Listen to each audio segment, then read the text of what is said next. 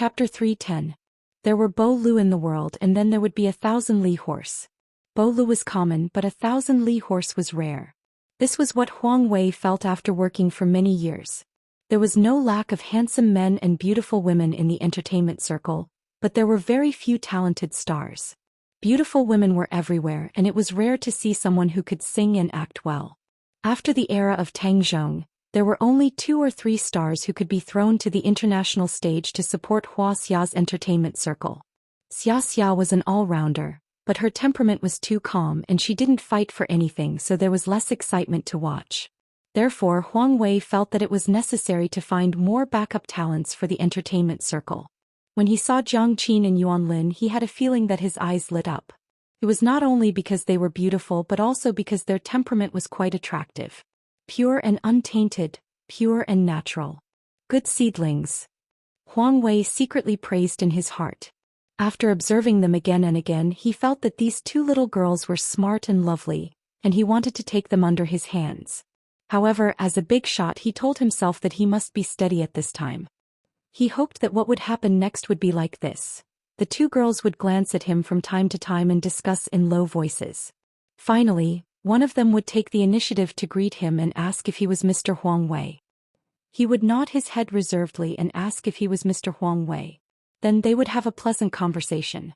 The 2 girls would express their admiration for him and he would implicitly praise them for their talent. Then everyone would hit it off. But why didn't they recognize him? The worst part was that they kept talking to each other with their heads close to each other. They did not even look in his direction. Huang Wei was really angry. Finally, when the plane began to fly, he couldn't help but take the initiative to hand over his business card. He could only be relieved when the matter was settled. A pair of rough fat hands suddenly appeared in front of Huang Wei, and he was so scared that he fell to the ground. His gaze was fixed on Jiang Qin and Yuan Lin. In his eyes, there was only their every word and action, every frown and every smile. Where did this old witch jump out from? Who are you? Huang Wei asked with a bad expression. What he wanted was a young and beautiful girl. Why did you jump out at him? Huang Wei was not satisfied with Sister Li, and Sister Li was even more dissatisfied with Huang Wei. Pervert. This was Sister Li's first impression of Huang Wei. From the first time she saw Huang Wei, she saw this old man staring at her daughter and Yuan Lin. Of course, he mainly stared at her daughter because her daughter was more beautiful. It was Sister Li's first time to take a plane. She was a little nervous and even a little airsick. So she closed her eyes and rested as soon as she got on the plane. This was also the reason why Huang Wei completely ignored her. She hardly talked to Jiang Qin and Yuan Lin, which made Huang Wei misunderstand that she was an independent passenger. Although her eyes were closed, but of Sister Li, she was Huang's words. Although she was be. He. Too, she said. Wei. Li. Li, she insisted on not falling asleep because she wanted to prevent this old man from laying his hands on her daughter. Sure enough, her waiting was not in vain. The old man began to give her his business card. Without a second thought, she snatched the name card from his hand. I'm a loyal fan of All Stars. I've watched every episode of your show. Sometimes I watch it when I'm cooking, sometimes I watch it when I'm washing clothes. If I go out to set up a stall, I watch the reruns when I come back. I love it. Sister Li's eyes were shining. She said excitedly. Then, in that case, his attitude couldn't be too bad. If the news of the show's crew scolding the fans was exposed by the media, his personal image and the show's brand reputation would be seriously affected. Thank you for your support. Do you have any good suggestions? Huang Wei wanted to end the conversation with her because he didn't know what to say to this arrogant woman. I do have some good suggestions. All Stars is a good show, but it's a little out of touch. Your advertising slogan is that anyone can be a star. You also say that anyone who stands on the stage to participate in the talent show is a big star. But look, they're all handsome men and beautiful women. Isn't it fake? What kind of people are watching TV? They're all aunties like me. But has any aunties ever performed on stage? Has any aunties ever entered the top 8? Not to mention the top 4 in the champion. Auntie, this is our mistake. We will definitely correct it. Huang Wei explained. Who would want to watch a group of aunties on the stage? He had to think about the efficiency of the show. It's good that you will correct it. My suggestion was not in vain. Sister Li nodded happily. I'm not only your fan. I'm also a singer who has dreams and pursuits. I want to show my ability in the entertainment industry. Why don't you package me first? I won't let you down. Auntie, you have to consider this carefully. If the conditions are suitable, we will take the initiative to contact you. How is it not right? Look at Auntie Susan from America. She became so popular the moment she appeared on that show. Can't our Wuxia have a sisterly? I can't make this decision alone. Don't try to fool me. You just said that you're Huang Wei, the director of All Stars. You're the scriptwriter and director. Don't you have a lot of power? I also have to consider the attitude of the TV station. Then can you recommend someone for me? Who knows, it might work out. If I become as popular as Auntie Susan, you'll be my Bo Lu. The key is, what if you can't become popular? Then I'll become a joke in the industry. Of course, Huang Wei didn't dare to say this out loud. He was afraid that if he said it out loud, the auntie would slap him. He knew that in terms of combat ability, he was no match for Sister Li. I will consider it carefully. Huang Wei said. Do you mean you won't consider it? If you don't believe me, I'll sing for you. There's really no need. This is a plane. That's great. Let everyone listen and help me verify it. If everyone claps for me, you let me go on All Stars? Huang Wei didn't dare to bet with her. No matter how Sister Li sang, as long as she dared to sing in front of so many people on the plane, those who were not afraid of trouble would definitely applaud. You agree? Then shall we start? No need, no need. The plane started to take off. Huang Wei felt a little dizzy. Aren't you bullying me? I said that I will consider it carefully. I will definitely consider it carefully. When the time is right, I'll invite you to join our show. With that, Huang Wei quickly closed his eyes and covered his ears with his headphones. After being messed up by Sister Li, he forgot what he was going to do. Okay, I have your number. I'll call you when I'm free. Sister Li held Huang Wei's business card and said with a smile. When Huang Wei heard Sister Li's words, he wanted to snatch his business card back. But he knew that if he did that, it would be too rude and might cause public anger. He could only suppress this tempting idea. He thought, when you call, I'll set him as a sales advertisement. Jiang Qin and Yuan Lin laughed until they couldn't breathe. Sister Li's performance today was too tough. Sister Li looked at Huang Wei and sneered, if you want to get my daughter, you have to go through me first. Then she lowered her head and said to Jiang Qin and Yuan Lin, this person doesn't look like a good person.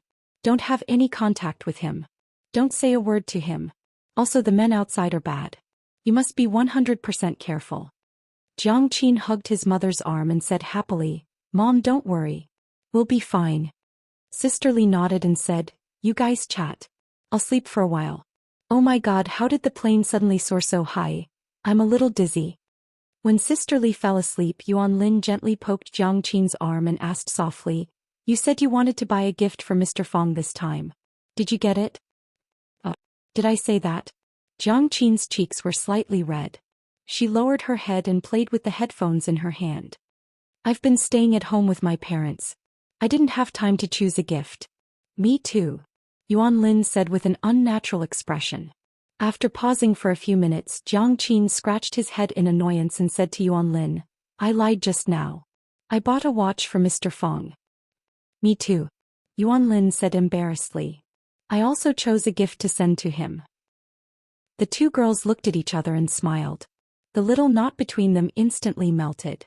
At their age, there was nothing that could stop the friendship between them. Sister Li suddenly opened her eyes and stared at Jiang Qin. She asked, you bought a watch? How much is it? Is it the same as your dad's? It's not the same. Jiang Qin quickly said. It's good. Sister Li closed her eyes again. Mr. Fong really helped you a lot. It's only right to buy a gift that costs a few hundred yuan to thank him. You are still students. Even if you earn some money through your own efforts, you need to save it. There are many places where you need to spend money in the future. Jiang Qin really couldn't tell his mother that Mr. Fong's watch was more expensive than his dad's. Because Mr. Fong's watch was this year's new model. It was more fashionable. Chapter 3:11. Good morning, Teacher Zhang. Teacher Zhang looks so energetic today. Teacher Li, are you having tea? Teacher Qin, I knew the newspaper would be in your hands. When Fang Yan walked into the office, he greeted every teacher he met with a smile. Because Lu Chaoga had acquired Rosefinch, Fang Yan was Lu Chaoga's spokesperson in the school. Therefore his seniority in the school was very low, but his status was very high. No one would come to attack or expel him. That would be asking for humiliation. However, Fang Yan was a good man who was neither arrogant nor conceited. Although he had made a comeback from the grassroots, he would not put on a high and mighty attitude. No matter which teacher he met, he would take the initiative to greet them. In the office, he would also do some small work like changing water and mopping the floor. He would even often share the good tea he got from his grandfather and Lu Chaoge with everyone to taste. He truly respected the elders, united his colleagues, treated people with sincerity, and tempted them with politeness. Because of Fang Yan's low profile and high profile, his colleagues treated Fang Yan differently. Everyone smiled when they saw him, and people often invited him to dinner parties. Of course, most of those dinner parties were declined by Fang Yan, because he really had more important things to do. Mr. Fang, I heard that your class fought with the students from Ivy League. They even beat up the students from Ivy League and sent them to the hospital? Teacher Zhang, who was wearing a red woolen coat, held the teacup in his hand and looked at Fang Yan and asked, Teacher Zhang, you heard about it too? Fang Yan asked with a smile. I heard about it too, Teacher Li said. I heard that Chang Qingting and the others are arguing, saying that they won't let us have it easy. I have a university classmate who is a teacher in the Ivy League's key class. It's common for students to have some friction between them.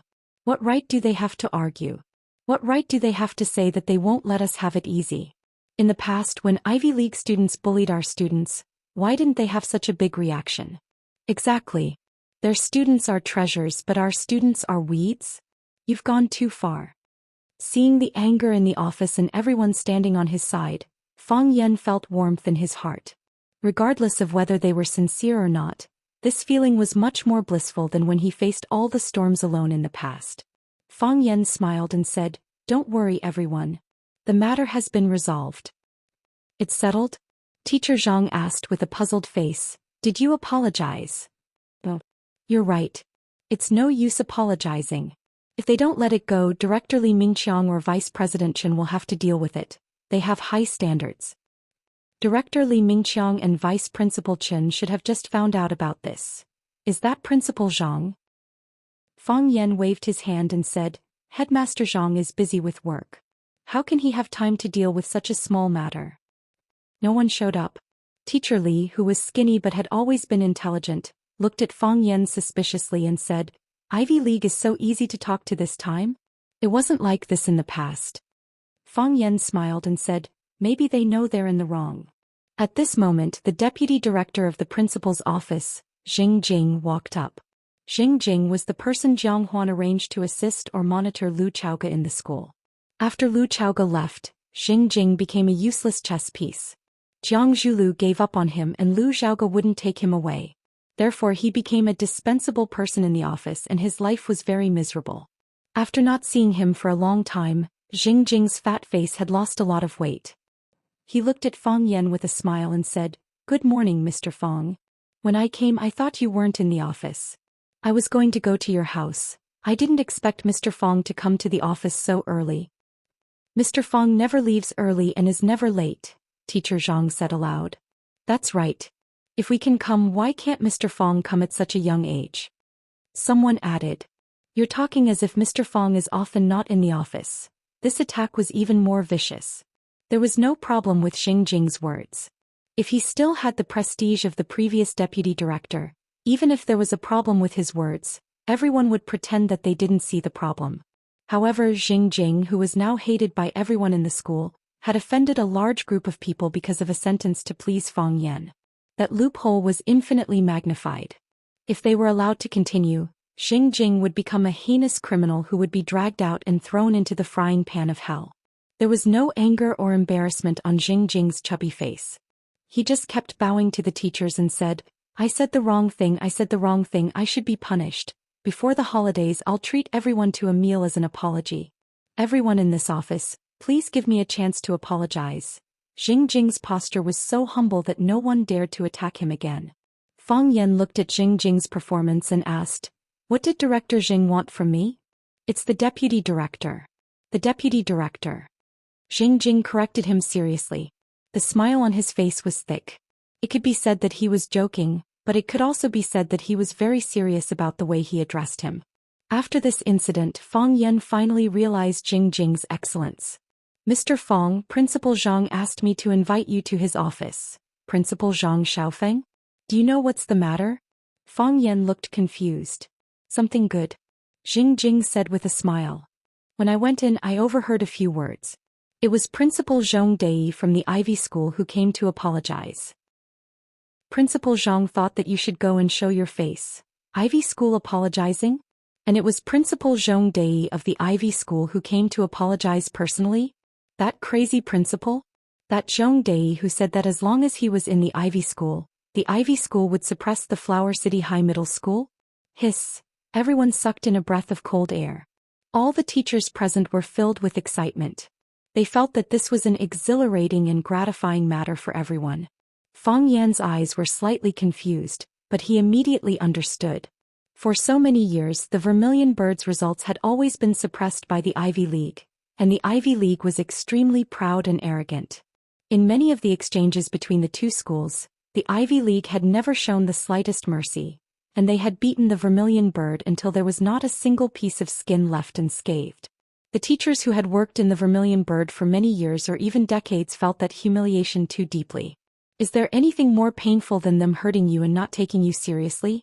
Now that they heard that the crazy principal of the Ivy School came to the school personally to apologize, it was not strange for them to have such a reaction. Fang Yan, what's going on? Why did Zhong Dei come personally? Yes. That's Zhong Dei. Has he ever come to our Rosefinch before? Yes. At that time, an official from the Department of Education asked him to evaluate his competitor, Rosefinch. He said that Rosefinch was not his competitor. Fang Yan smiled and said, "It's good that he came. I'll go take a look." Hurry up. Don't let Principal Zhang wait too long. The teachers urged one after another.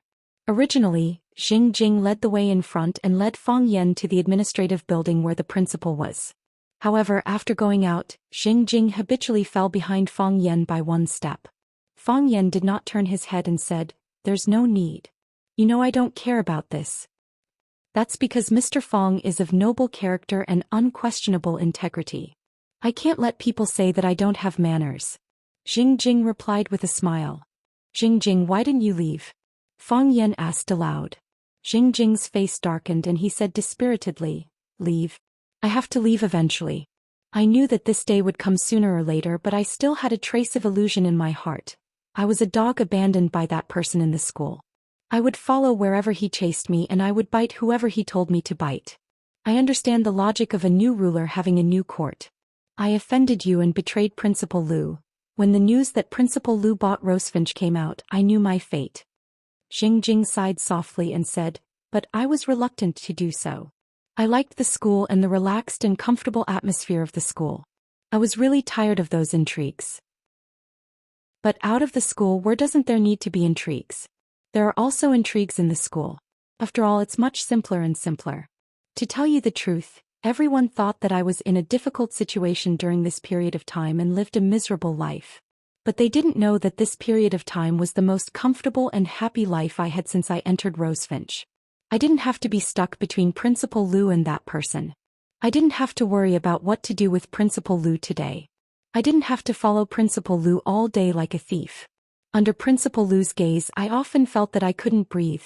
I was a spy, and the place where I was undercover knew that I was a spy. Do you think that kind of life is for a person? Now that Principal Lu left, that person also felt that I had no value and kicked me away. So what if I was laughed at by my colleagues? So what if I listened to a few sarcastic remarks? Compared to that kind of torture before, it was like living in heaven now, so I have been waiting. I knew that as long as you didn't say anything, no one would take the initiative to kick me out. I have been waiting for you to say something. Sometimes I also prayed, hoping that you would forget me, a nobody, and let me idle away in this Rosefinch for the rest of my life." Jing Jing's face was sad and said, "Since you said it today, it seems that I can't hide anymore. I will write my resignation letter today." Fang Yan had already stopped and looked at Jing Jing's performance with a strange expression, saying, "You must have practiced for a long time for this day, right?" Jing Jing looked at Fang Yan with a face full of horror. Was this guy a demon? How could he know everything? Chapter 3:12. Don't look so shocked. Am I that stupid in your heart? Fang Yan said with a sneer. How did you know? Jing Jing asked with a bitter expression. Your performance just now was exactly the same as the first day I came to Rosefinch. I practiced my expressions and mouth shapes in front of the mirror for a long time, and I think you are no exception. The answer that Fang Yan threw out made Jing Jing feel like he was in heaven and wanted to die. Did he accidentally walk the same path that Fang Yan walked before? Also, you have been deliberately lowering your stance recently. You really did not fight back when you were hit or scolded. When people in the office attacked and ostracized you, you looked miserable but did not argue. Even Principal Zhang could not stand it anymore and intentionally or unintentionally asked you to do something to prevent you from being completely treated like air. There are so many people in the principal's office. Why did Principal Zhang ask you to come to me? Not everyone has the opportunity to run errands for the principal. Just now in the Chinese team office, everyone was nitpicking you and mocking you, but you repeatedly apologized and even wanted to treat everyone to a meal. If the director could do such a humiliating thing, who could bear to do it? Jing Jing, you don't want to leave and you have never thought that you would leave. Am I right? Jing Jing was like a thief who had been stripped naked, standing in front of Fang Yan, trembling and saying with an embarrassed expression, I also thought that I would leave. Because I did not believe that I could get past you. You are not like the others. Yes. Principal Zhang and the others are all well educated, and their hearts are full of righteousness. As long as you lower your head and show weakness, everyone will feel sorry for you and feel that they should sympathize with you. Jing Jing, you can't bully scholars like this. I will go back and write my resignation report now, Jing Jing said quickly. Resign. There is really no place for you here, Fang Yan said. He looked at Jing Jing playfully and said, however, if you are interested, I can recommend you to work at another place. That job should be more challenging for you. Jing Jing looked excited and asked, where? Chaoyan Technology. Jing Jing didn't expect Fang Yan to push him to Lu Chaoga's side again. His former master, a woman he had betrayed. His throat was dry as he said with difficulty, aren't you afraid that I'll betray you? You wouldn't dare, Fang Yan said with a smile. In the past you betrayed Lu Chaoga. She didn't say anything and I pretended not to see it. If you betray me this time, the one who will be betrayed will be me. By the way, I forgot to tell you that I recently raised a little snake. Come to my place for snake wine when you have time. Zhang Xiaofeng's office door was wide open. Zhang Xiaofeng did this on purpose. Ivy League's fanatic headmaster Zhong Dei personally came to Rosefinch to apologize. This kind of thing naturally had to be seen by everyone who could see it. Zhong Dei was tall and had a big beard. He was wearing a long black trench coat and tie. He didn't look like a high school headmaster but more like a very stylish artist. Therefore, when Fang Yan walked to the door, he didn't need anyone to announce him. He looked at Zhong Dei's eyes. Sharp, overbearing, with a strong penetrating power. Some people said that reading thousands of books was like writing a god. Zhong Dei was the headmaster of Ivy League and had seen more than 10,000 people. Therefore, there was a very special look in his eyes. It was as if there were no secrets in his eyes. Your little schemes were not even worth mentioning in front of him. Moreover, Fang Yan was keenly aware that when Zhong Dei turned around and looked at him, there was a subtle change in his mood. He was deliberately creating pressure for himself. If it were other young teachers in the school, they would not be able to speak or walk when they met such an oppressive look from Zhong Dei, whose status was so different from theirs. They didn't even dare to look him in the eyes. But Fang Yan was Fang Yan. He was a guy who even dragged out the Japanese sword god and beat him up. Why would he care about Zhong Dei's little power? Fang Yan walked into the office naturally and greeted Zhang Xiaofeng respectfully. He said with a smile, Headmaster Zhang, are you looking for me? Since Zhang Xiaofeng hadn't introduced Zhong Dei's identity, Fang Yan naturally wouldn't take the initiative to greet him. That would only show that he didn't know what was good for him and betray Jing Jing's act of informing him. Zhong Dei's eyes were slightly surprised. He observed Fang Yan quietly. Zhang Xiaofeng was very satisfied with Fang Yan's performance. He said with a smile, Fang Yan, come, let me introduce you to a senior, Headmaster Zhong Dei of Ivy League High School.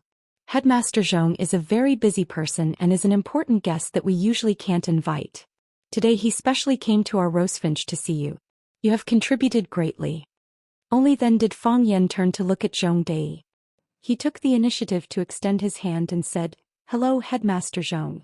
You're too polite. If there's anything, I'll go over immediately. How can I let Headmaster Zhong personally come over? Zhong Dei grabbed Fang Yan's hand and shook it vigorously. His palm was big and thick and his strength was ferocious. It felt like bones were breaking when he shook it. However, he once again kicked an iron plate. No matter how much strength he used, Fang Yan had a calm expression. It was as if the hand that Zhong Dei held didn't belong to him at all. Zhong Dei's expression became extremely strange. He laughed and said, "Good lad, as expected of a famous star teacher in Huaqing. I've heard of your great name a long time ago. I thought that the outside world was deliberately flattering you. How can there be such a magical person in this world? Now that I've met you, you really live up to your reputation. Now I'm completely convinced. Just now I tried to probe you a few times, but you acted like nothing happened. It's not unjust that the group of brats from my school fell into your hands." Fang Yan was shocked. This Zhong Dei was indeed not an ordinary person. It was rare to see someone who could bully someone in the dark, treat it as an embarrassing incident, and openly praise the person he had bullied as a talent. Most importantly, what did he mean when he said that the group of brats from his school fell into his hands?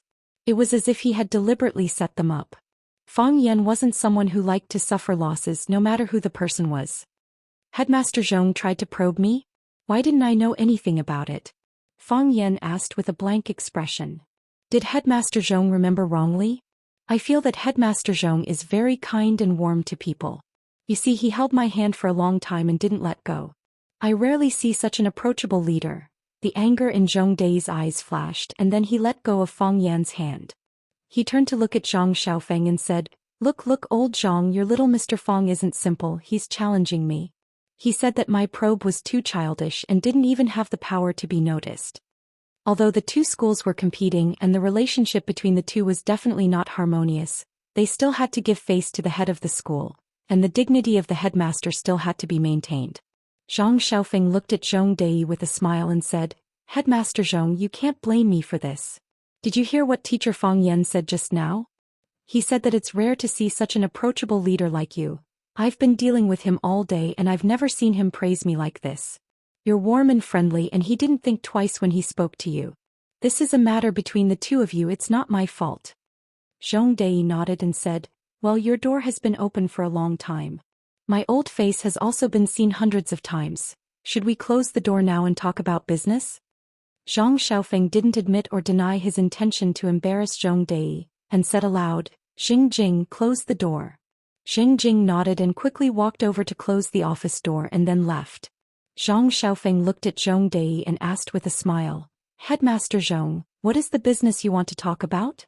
Zhong Dei looked at Fang Yan with a burning gaze and said, What conditions do you want to drop the charges against our school's students? I don't understand what Headmaster Zhong means. Fang Yan said.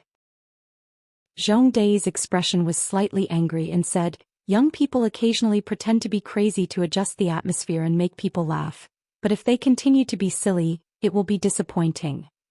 I really don't understand what Headmaster Zhong means. Fang Yan said again. You don't understand? Standing behind Zhong Dei, Fang Jianhong, the dean of the Ivy League school, who was completely out of the limelight and whom Fang Yan had met once before, jumped out with a face full of anger and said, A student from your class injured a student from our school, and even now our student is lying on a hospital bed. You dare to say that you don't know what happened? Fang Yan looked at Fang Jianhong with a smile and said, When did I say that I don't know what happened? I said that I don't understand what Headmaster Zhong means. Director Fang, language is the foundation of communication, you should put some effort into it. You're going too far. Fang Jianhong really wanted to rush up and grab Fang Yan a few times. Even a bite would do. Zhong Dei merely swept a glance over and Fang Jianhong immediately retreated to the corner, ceasing his banners and ceasing his drums. Zhong Dei looked at Fang Yan and said, If you don't understand, I can explain it to you. What I mean is that a student from your class beat up a student from our school, and now the one who is injured and hospitalized is our student. We suffered a loss and we can bear the medical expenses ourselves. Shouldn't you be lenient when possible? If you continue to tangle like this, it will seriously affect the relationship between our two schools, won't it? Fang Yan looked at Zhang Xiaofeng and asked, Headmaster Zhong didn't come to apologize? This question was really difficult for Zhang Xiaofeng to answer. If that's the case, then I'll go back first, Fang Yan said. I have 2 classes this morning and the students are still waiting in the classroom. With that, Fang Yan turned and walked toward the door. Zhong Dei was stunned for a few seconds, then pointed at Fang Yan's back and laughed, saying, "People in the circle call me Headmaster Kuang-tu, but I didn't expect to see a Kuang-tu teacher who is even more arrogant than me. Interesting. Really interesting." Chapter 313. There are 2 things, says Kant, that the more often and persistently I think about them, the more the mind is enriched by their ever-growing fascination and reverence. The starry sky above me and the moral code within me. Everyone has their own moral code in their heart. Some pursue interests and some pursue the truth. Some call a deer a horse and some disobey the king. Some cover the sky and some die a righteous death without fear of death. Some think that what is right and what is wrong is wrong. Some think that what is right can be said to be wrong and what is wrong can also be right. In the eyes of outsiders, Fang Huohua has no moral integrity most of the time. But when it comes to the red line of his moral code, not everyone can fuck him. In the eyes of outsiders, Fang Huohua has no moral integrity most of the time. But when it comes to the red line of his moral code, he can't be messed with easily. Jiang Zhulu bullied Lu Chaoga, who has no parents and no one to rely on. Fang Huohua was filled with righteous indignation and fought with the son of a rich family. Yi Rou repeatedly provoked him and beat him. He clenched his teeth and secretly wrote down all the atrocities Yi Rou had done to him in his diary. Every stroke, every tear, every word, every blood, good and evil will be rewarded. If you don't believe it, look up and see who will be spared by heaven. Fang Huohua firmly believes that heaven or God will get justice for him. What kind of person is Fang Huohua? He is an outstanding and peerless man who hasn't gotten rid of his vulgar interests but is noble and pure. In the face of such a person who is like a judge of justice, what can a principal of an Ivy League school do to me? Therefore, after hearing Zhong Dei call him Teacher Kuang-tu, Fang Yan suddenly turned around. In his most handsome posture, Fang Yan stared at Zhong Dei with burning eyes. His face was like the bright moon and the sun, so holy that it could be used as a mirror.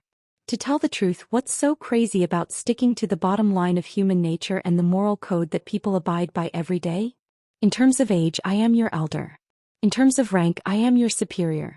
In terms of working years, I am your senior. You are disrespectful to your superior, disrespectful to your elders, and disrespectful to your seniors. Isn't that crazy?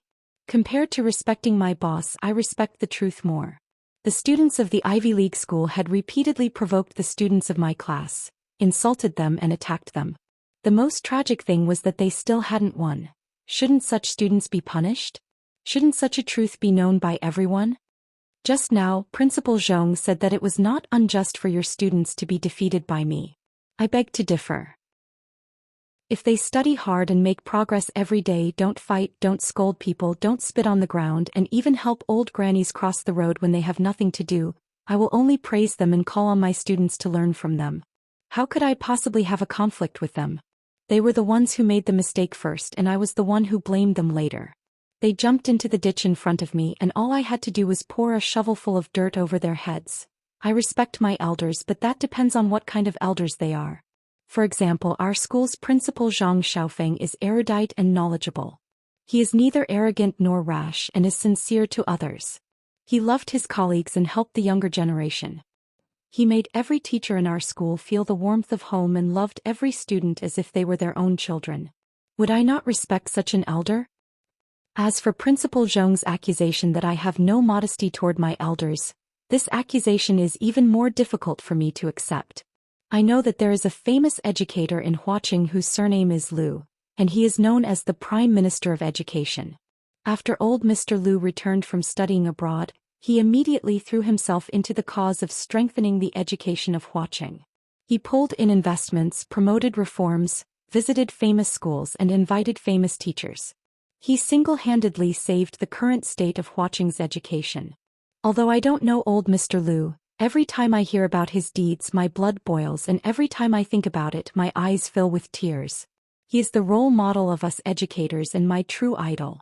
My biggest dream is to be able to meet old Mr. Lu and be fortunate enough to receive his teachings. Is this because I have no modesty? Everyone stared blankly at the furious Fang Yan. They didn't expect his counterattack against Zhong Dei to be so intense. Furthermore, it was reasonable and hard to refute. The one who was the most shocked was Zhang Xiaofeng.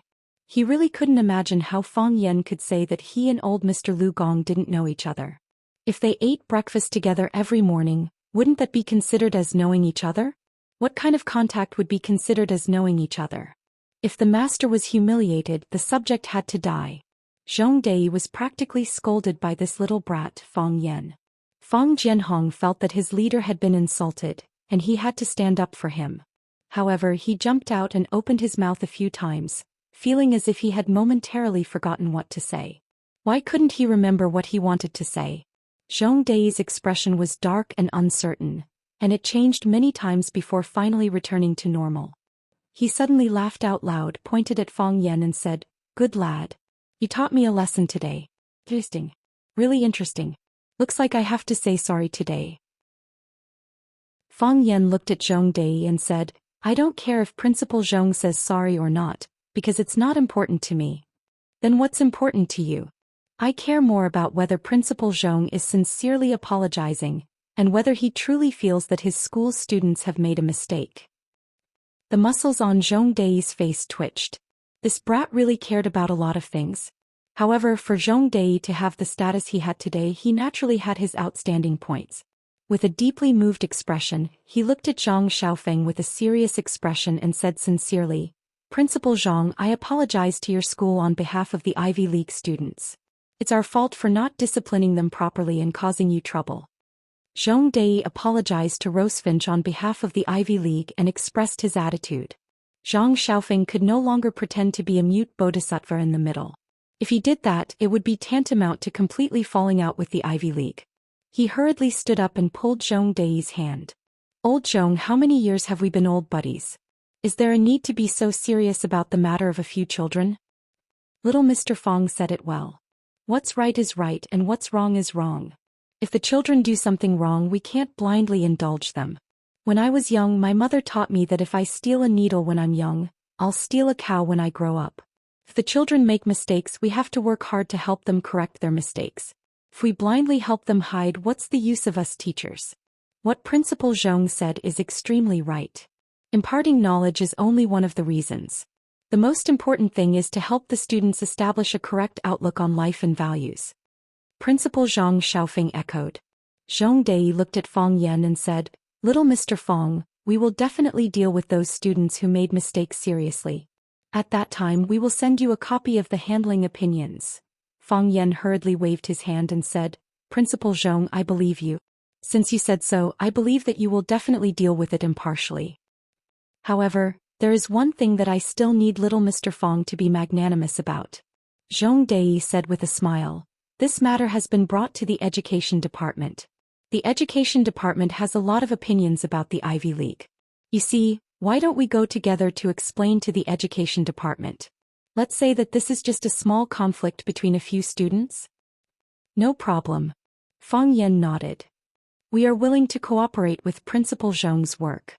Fang Yan was willing to accept the Ivy League's request for peace, but he made it very clear that they agreed to do this because of Principal Zhong's face.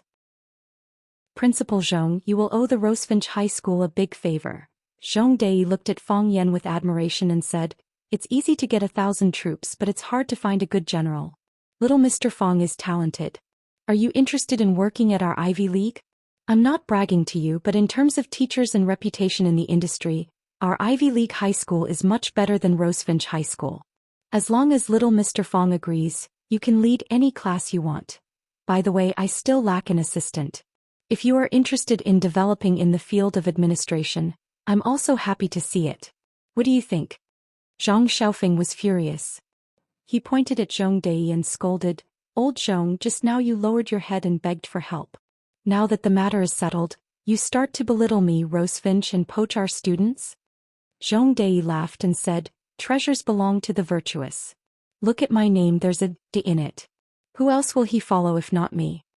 Zhang Xiaofeng sneered and said, "Old Zhong, I'm afraid you've miscalculated this time." "What do you mean?" "Old Zhong, you've personally asked.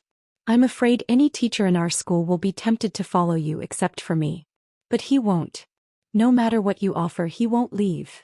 Zhong Dei looked at Fang Yan with a puzzled look and asked, You signed a long-term contract with them. Oh.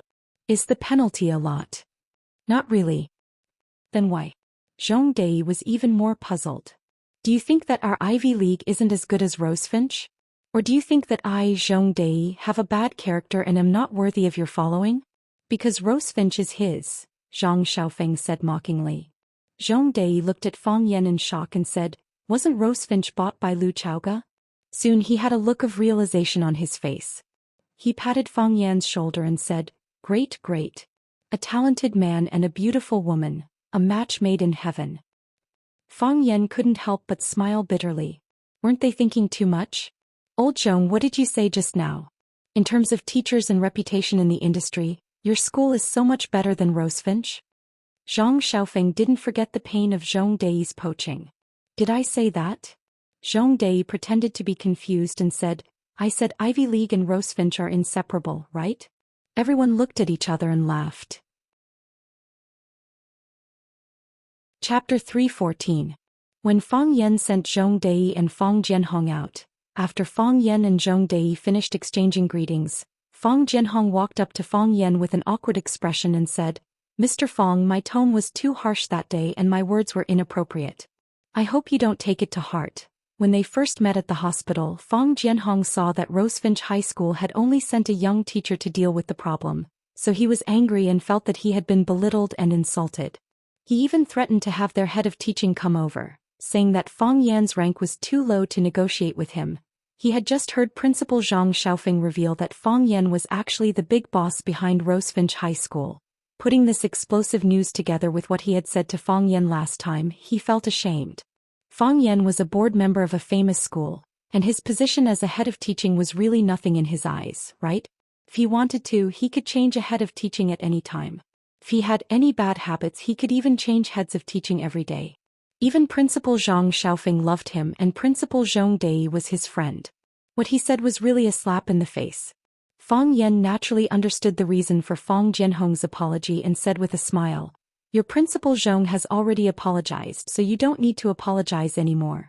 Your rank is not high enough. Director Fang, let bygones be bygones. In the future, let's look at the situation first before looking at the person, okay? Mr. Fang is right, I will definitely learn from this lesson, and look at the situation first before looking at the person in the future. Thank you, Mr. Fang, for your understanding, Fang Jianhong said gratefully. Zhong Dei didn't ask about the reason for the conflict between Fang Yan and Fang Jianhong, because that would only make Fang Jianhong look like a naked clown. As a superior, he wouldn't embarrass his subordinate like that. He looked at Fang Yan and said, Do you really worship Mr. Lu Gong that much? Mr. Lu is a highly respected educator in our Huaqing, and it is appropriate for the premier to call him the Prime Minister of the academic world. Which scholar in Huaqing didn't respect and love him? I've met old Mr. Lu a few times. If you're interested, I can take you to visit old Mr. Lu. I'm sure he won't reject an excellent educator who's dedicated to learning. Fang Yan sincerely expressed his gratitude and said, Thank you, Headmaster Zhong, but what? Zhong Dei asked. He looked at Fang Yan with bright eyes and said, Are you worried that you will be too nervous to see your idol? I don't think you're that kind of person. I'm not nervous seeing my idol. I was a little nervous when I saw grandfather. Grandfather. Zhong Dei and Fang Jianhong looked at Fang Yan in confusion. Fang Yan knew that if he continued to hide it, he would be deliberately deceiving her. He said embarrassedly, Lu Gong is my grandfather. He has a bad temper. As Zhong Dei and Fang Jianhong fled in the car, the Audi they were driving nearly crashed into the tree trunks and protective belts by the roadside several times. Fang Yan sighed softly. It must have been difficult for them to calm down for a long time, right? When Fang Yan returned to Zhang Xiaofeng's office, the old man had made tea again. He pointed to the seat opposite him and said, Come, sit down and have a cup of tea with me. Other people can't wait to come to my office every day, but you can't see me for many years. Why? Are you afraid that people will gossip? Fang Yan said with a smile, I'm afraid that I'll cause trouble for the headmaster. If I come here every day and you make tea for me every day, won't you be annoyed? Then can't you make tea for me? I want to make a cup of good tea every day to flatter the headmaster, but the problem is that the tea I can't make won't taste as good as the headmaster's. Zhang Xiaofeng laughed heartily and said, This sentence is the best flattery. The two laughed for a while.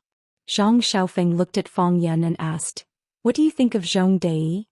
"He's brave, smart and decisive," Fang Yan praised. "Yes. The reason why Ivy League High can stay green is because of his old vine," Zhang Xiaofeng said with emotion. "Rosefinch has been suppressed by Ivy League for so many years. It's really not acceptable." Fang Yan looked at Zhang Xiaofeng with a puzzled expression and said, "Headmaster, what do you mean?" Zhang Xiaofeng smiled and said, "Fang Yan, you're the most perceptive young man I've ever seen. Sometimes I'm really curious, how does your brain work? Your heart should have 9 times 9 and 81 bends, right?" "Headmaster, you're scolding me," Fang Yan said with a smile. "To be honest, I don't have any friendship with Zhong Dai. He's a proud and arrogant person and very few people are worthy of his attention. He took the initiative to invite you to be his assistant, which proves that he really treats you differently. Headmaster, you're not trying to force me to jump ship, are you? I'm telling you, I'm born under Rosefinch and I'll die under Rosefinch's dead. I will never do something like job hopping," Fang Yan hurriedly swore. "Zhong Dai, that schemer, would Headmaster Zhang be suspicious of him after he tried to poach him in front of him? What are you thinking about?" Zhang Xiaofeng laughed. "What I mean is, we can poach Headmaster Zhong Dai to Rosefinch. You're half a member of Rosefinch's family and he's very fond of you. If you come forward and do this, I'm sure he won't reject. That won't do. I still think Headmaster Zhang is more suitable to be Rosefinch's headmaster," Fang Yan said. "You flatterer." Zhang Xiaofeng scolded Fang Yan, but his face was full of smiles. Back when Headmaster Chaoga was still at school, he had a fierce fight with Mr. Zheng's people, and I stayed between the two sides without saying a word. On one hand, I wanted to maintain my superior position, and on the other hand, I'm getting old and I'll be retiring in a year. Why should I piss someone off now? Wouldn't it be better to leave a way out for myself and my children? Headmaster Zhang is wise. I'd do the same if I were him, Fang Yan said in a comforting voice. But things are different now. Mr. Jing sold the school to Chaoga, and Chaoga has gone out to start her own business. I thought that after I retired I'd let Chaoga be the headmaster. She's capable, driven and innovative. The students are lucky to have someone like her as their headmaster. But now that Chaoga has left, the other vice headmasters all have their own problems. She's more than enough to manage one side of the school, but it's too much for her to be the headmaster of the whole school. Is that why you're trying to get Headmaster Zhang? He was the one who set his sights on our school's talents. He wanted to poach a teacher from me, so I poached his headmaster, Zhang Xiaofeng said heroically. How about we decide that Zhong Dai will be the next headmaster of Rosefinch? Fang Yan smiled and said, I'll talk to Miss Lu about it. She'll have the final say. Just tell her. Zhang Xiaofeng was in a good mood now that he had achieved his goal. Headmaster Zhang, Miss Lu and I are really not what you think. Really? What kind of relationship do you have? Lu Chaoga was very busy every day. Ever since the accident at the Underground Research Institute, they had cross-checked all the staff in Chaoyan Technology. He did find 2 suspicious people among the outer staff, but he didn't find any problems in the Underground Research Lab. Chaoyan had just been established and some people were a little late. The people they sent out couldn't enter the core area for the time being. It was said that products that used the Rubik's Cube technology had already appeared. With Fang Yan's help, Lu Chaoga also signed a sales contract with the Lawn Family Trading Company where Lawn Mountain Valley was located. Of course, in order to prevent the Lawn family from monopolizing the market, Lu Chaoga only signed a part of the agency rights with them. She also signed a distribution contract with the Qin family represented by Qin Etian and the Lu family represented by Lu Shu. These 3 families depended on each other and competed with each other. It was the safest and most reasonable cooperation model. Thinking about it carefully, Fang Yan hadn't seen Lu Chaoga for a long time. Lu Chaoga had a cold personality, and the 2 of them didn't even have the chance to talk to each other. On the other hand, Grandma was a warm-hearted person. She had always wanted to matchmake them. From time to time she would call Lu Chaoga to come over for dinner. Of course, at that time Fang Yan would naturally be called back by Grandma to accompany her. At this moment the phone in Fang Yan's pocket rang. Fang Yan looked at Principal Zhang Xiaofeng apologetically and said, Principal Zhang, I'll pick up the phone. It's okay. Pick it up, Zhang Xiaofeng said with a smile. Fang Yen took out his phone and saw that the caller ID was Lu Chaoga's phone number. Fang Yen looked at Zhang Xiaofeng and turned his body slightly to the side. After picking up the phone, he asked, "Chaoga, what's the matter?" "Fang Yen, are you busy?" Lu Chaoga's tone was very calm, but Fang Yen could feel that her tone was slightly trembling. "I'm fine. Where are you?" Fang Yen asked anxiously. "What happened?" "I'm on my way to Maya Hospital." "Auntie, she might not be able to hold on any longer," Lu Chaoga said weakly. "I'm on my way," Fang Yen said. After hanging up, Fang Yen looked at Principal Zhang Xiaofeng and said, "Principal, I need to take a leave of absence. There's something urgent that I have to deal with." Zhang Xiaofeng looked at Fang Yen with understanding and said, "Go ahead. I'll ask the dean's office to arrange for someone to take your place. However, the final exam is coming up. The 9th class achieved amazing results last time, so we can't fall behind this time." Fang Yen got up and left in a hurry. Zhang Xiaofeng looked at Fang Yan's back and carefully tasted the tea in his hand. He said, "You guys are in the kind of relationship that I think. Both of you are young. You're not married and she's not married. What's there to hide?" Zhang Xiaofeng couldn't understand Fang Yen and Lu Chaoga's behavior. At their age, if they really fell in love, shouldn't they want the whole world to share their happiness? Chapter 315. Mayan Hospital was a private hospital owned by the nobility.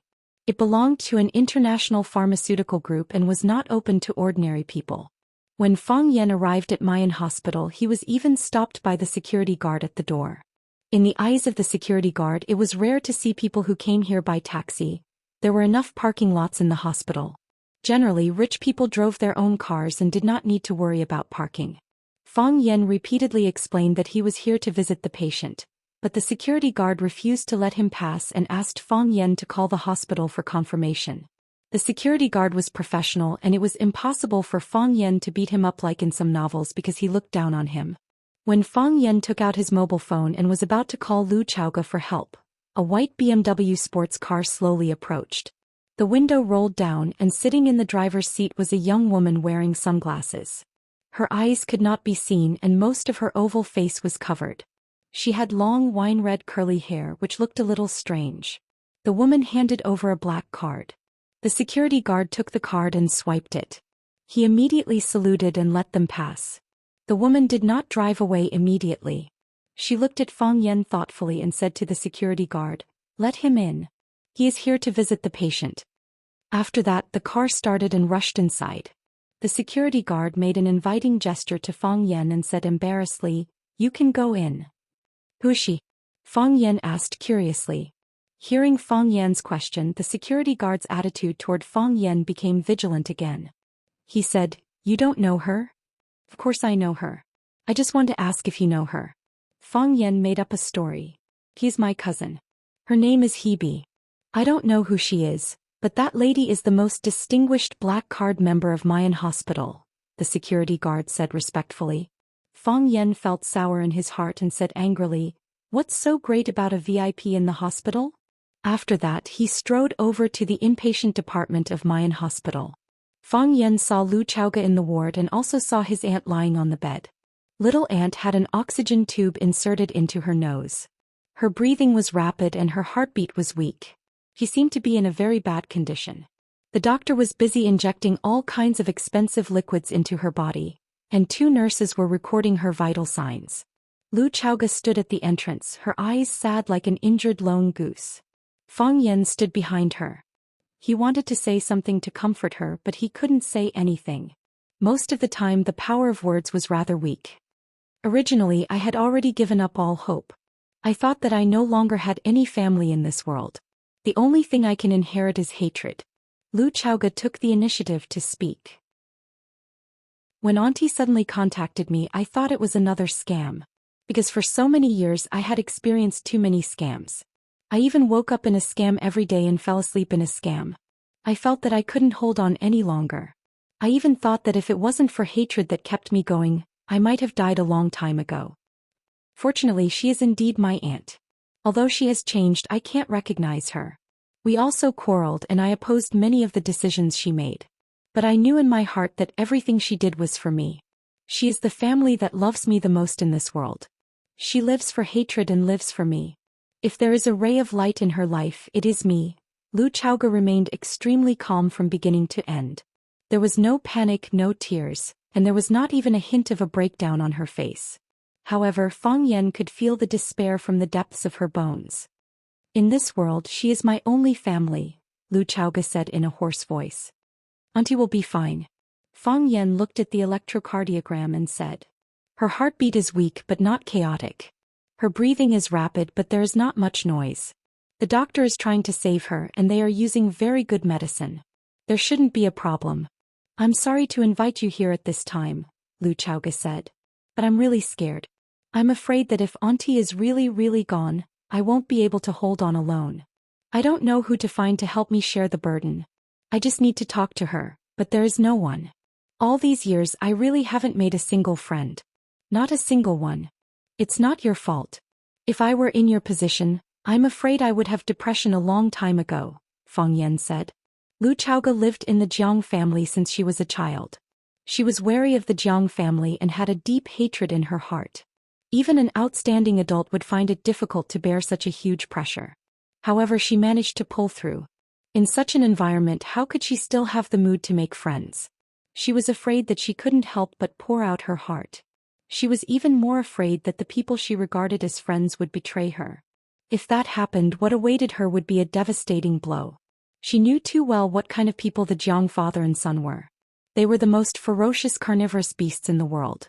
Fang Yan reached out to hold Lu Chaoge's hand and said, "You don't need to apologize. Shouldn't a friend stand behind you at this time? I've already asked for leave and will stay here with you. I'll leave when Auntie is out of danger. I owe you too much. You've also paid me back a lot. I'm a billionaire now," Fang Yan deliberately teased, trying to divert Lu Chaoge's attention.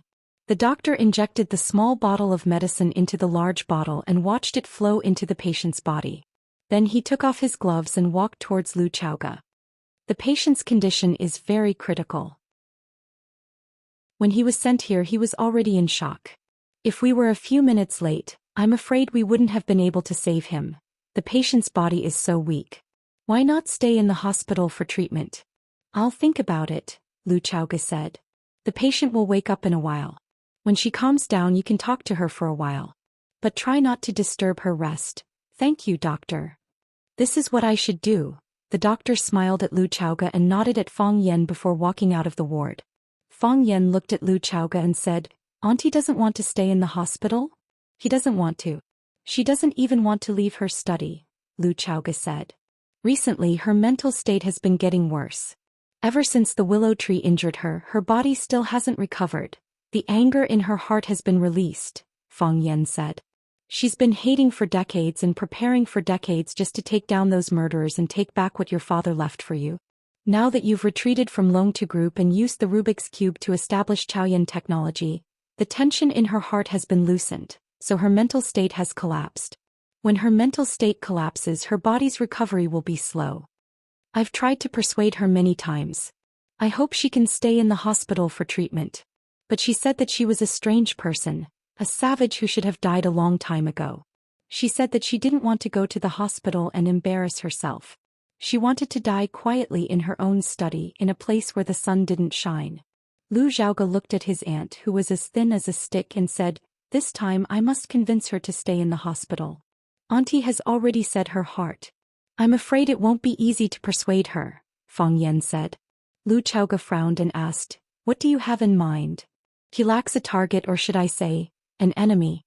"Yes. She lacks an enemy," Fang Yan said. "We'll help her find an enemy." "Xiaoge," a faint voice came. Lu Xiaoge quickly walked to the bed and held her aunt's hand. She leaned her face against her aunt's head and asked, "Auntie, you're awake?" "Take that thing off my mouth," she said softly. "Auntie, rest well." Lu Xiaoge didn't dare to take off the oxygen mask. She was worried that her aunt wouldn't be able to breathe without oxygen. "Take it off," Auntie insisted. Lu Xiaoge looked at the nurse next to her. The nurse thought about it and said, "Then take it off. She wants to talk to you." The nurse went up to help and took the oxygen mask off her aunt's nose. Auntie opened her eyes and looked at Lu Xiaoge. When she saw Fang Yan standing behind Lu Xiaoge, she smiled and said, "You're here. Good. May you rest well." We'll talk when you're better, Fang Yan said with a smile.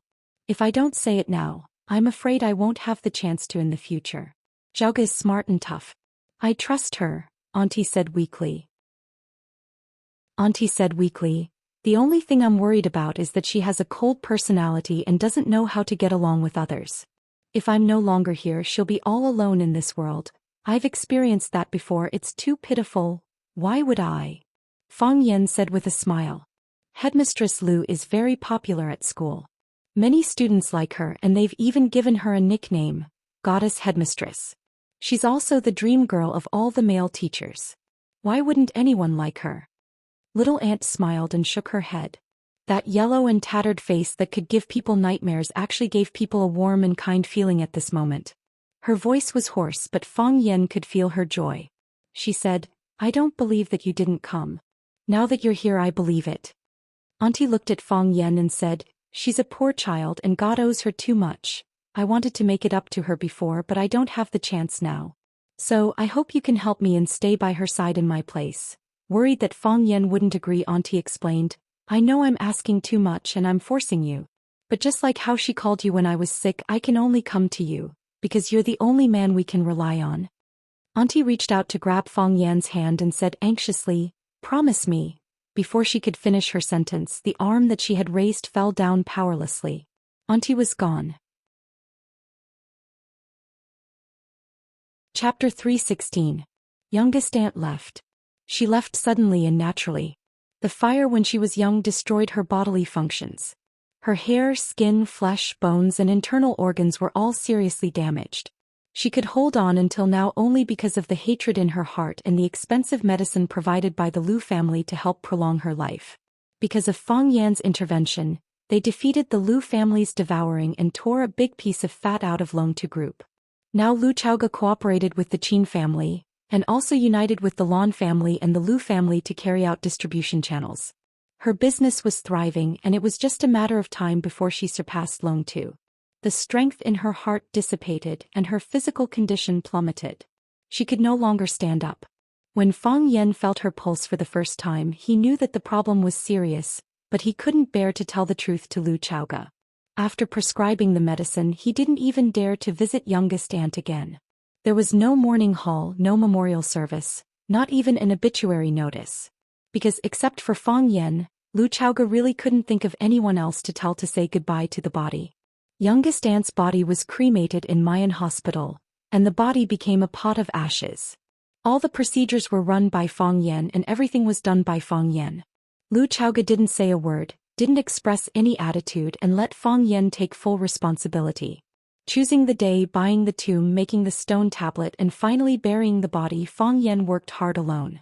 When the coffin was closed, when the workers painted the tomb wall, the funeral was finished. For a job it was trivial and tedious, but for a life to death it was extremely simple. Lu Chaoga stood in front of the tomb, her eyes red and her body as straight as a spear. She didn't say a word or eat anything for 2 days. Under Fang Yan's pressure, she drank a glass of juice and a few mouthfuls of water. There were no tears, no sadness, and she was as cold as a genetic person. However, the more she was like this, the more worried Fang Yan was. For the current Lu Xiaoga, he probably wouldn't even be able to cry, right? As the winter deepened, the sky turned gray. Everyone's gloomy mood was once again covered by a thick layer of dust. Lu Xiaoga, who was standing in the depths of the graveyard, looked lonely and pitiful. There was a stark contrast between the rows of dead people and the living. There was a small white flower embroidered on the black suit jacket. The white flower rustled in the wind as if it could fly away at any time. In the end, the little flower was still unwilling to be bound. Just as it was about to be blown away by the wind, Lu Xiaoga struck like lightning. Then she held the little flower in her palm. Fang Yan knew that Lu Xiaoga did not know martial arts, but in that instant her speed was unbelievably fast. Fang Yan walked behind Lu Xiaoga and said, "Auntie has already been laid to rest. Let's not disturb her. Let her rest well. It's going to rain. Let's go back." Lu Xiaoga did not respond. She held the white flower tightly in her palm as if she was holding the most precious thing in her hand. "Why don't you cry for a while, then we'll go back," Fang Yan persuaded. "I heard that it's inauspicious if no one cries when the elderly pass away, and the elderly also feel that they have lost face. Not knowing whether it was because Lu Chaoge's emotions had reached the extreme and caused her to break down, or because she heard Fang Yan's persuasion, she was worried that her auntie would be looked down upon after she passed away. Wah! Lu Chaoge really cried. She couldn't stop crying. She cried her heart out. She cried hysterically. She cried until the cuckoo was bleeding. She cried until she was about to stop breathing. Her body was no longer straight. She could not stand steadily. She simply sat down in front of the tombstone, trying to vent all the grievances and grief in her heart. Not only the death of her auntie but also the death of her father, mother, the disaster that happened to her family, the extremely depressed life when she was a child, the danger in her enemy's house and the intimate battle of wits and courage that she pretended to not know anything. From a girl to a woman, she was really too tired in the past 20 years. Perhaps the heavens were infected by her sadness. The gray clouds began to roll and the cold wind began to howl. There was no brewing of rain, no warning of the first drop of rain. Suddenly the downpour poured down, making it impossible to avoid, impossible to guard against. The crying was loud and the wind and rain were wild. The sky was dark and the heart of the loved ones was broken. After venting her anger, it was easy to fall sick after being hit by the cold wind and rain. Fang Yan did not dare to let Lu Chaoge go on like this. He hurriedly rushed over and picked her up from the ground, running towards the car in the distance. Lu Chaoge was still sick. Her fever was 39 degrees, 40 degrees, 41 degrees. Her body was burning like a stove of charcoal and Fang Yan tried his best to help her reduce the fever. She was also talking nonsense, saying some things that she had never said in front of others. She shouted, "Mom, where are you? Mom, why haven't you come to pick me up? School has already ended," she shouted. "Dad, don't hide, I saw you," she cried while talking nonsense. Her body twisted and rolled, she punched and kicked and even bit with her teeth. The wind and rain stopped and a rare round moon appeared in the sky. Fang Yan sat on the bed and Lu Chaoge finally fell asleep. Lu Chaoge's fever finally subsided after the combination of medicine and physical cooling. Fang Yan did not sleep for the entire night. His heart felt like it was weighed down by a heavy rock. This strong, intelligent, and even cruel woman, from now on she would have no relatives in this world, right? Just as she said, she had accepted the fate of being an orphan. It was unknown how much tears and courage it took to make such a decision. But her aunt came out again.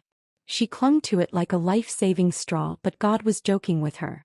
They didn't even have time to get along well, they couldn't communicate normally, she couldn't accompany her all day and she couldn't take care of her when she was old. She left. The saddest thing was not the despair at the beginning but giving you hope and then taking it away without warning. Still leaning on the sleepless night, watching the stars in the sky, still hearing the violin sobbing and teasing, "Why is there only a crescent moon in my sky after this night? There is no news, people are like the bright moon in the sky, they can't have." Fang Yan hummed a song softly. It was one of the songs he didn't know how to sing. He didn't know why he suddenly thought of it and he sang it so naturally. Maybe it was a sweet dream, or maybe it was because she heard Fang Yan's song. Lu Chaoge's frowning brows slowly relaxed, and her face became peaceful. When Lu Chaoge opened her eyes, the room was dark. When she saw a ray of light in the corner of the window, she realized that the sky was already bright, but the curtains were too effective. There was a slight noise outside and the smell of cooked corn came in. She stared at the ceiling, quietly enjoying this moment of peace and happiness. Only when someone is with you is home. Living alone can only be called a house. The door of the room was gently pushed open. Fang Yan tiptoed in and happened to meet Lu Chaoge's eyes. Fang Yan was a bit embarrassed and said, "I came in to see if you're awake." He walked to Lu Chaoge's bedside, touched her forehead with the back of his hand and said, "The fever is gone, I gave you some anti-inflammatory medicine, it shouldn't relapse." He then walked to the window and pulled the curtains and the curtains automatically closed.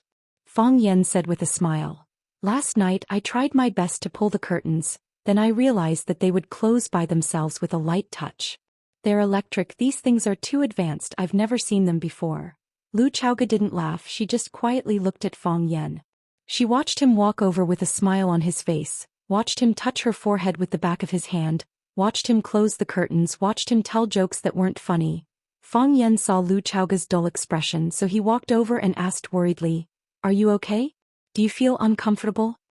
Lu Chaoge stared at Fang Yan with wide eyes and called out, "Fang Yan, you know who I am, which means you haven't lost your mind from the fever," Fang Yan said with a smile. How do you feel? Do you feel uncomfortable anywhere? I've made you some corn porridge. Get up and eat something, then drink the medicine I've made. Your body is too weak, you need to eat a few tonics to replenish your vitality. Fang Yan. Lu Chaoge called Fang Yan's name again. Fang Yan looked at Lu Chaoge and said, "Go ahead, I'm listening." "I'm listening very seriously." "Auntie has left." "Yes," Fang Yan nodded. "Gone. In this world I don't have a family anymore," Lu Chaoge said. "When I'm sad I don't know who to talk to. When I'm happy I don't know who to share it with. Even if I make Xiaoyan technology the world's #1, I don't even know who I'm trying to prove my ability to. I don't know what's the point of living."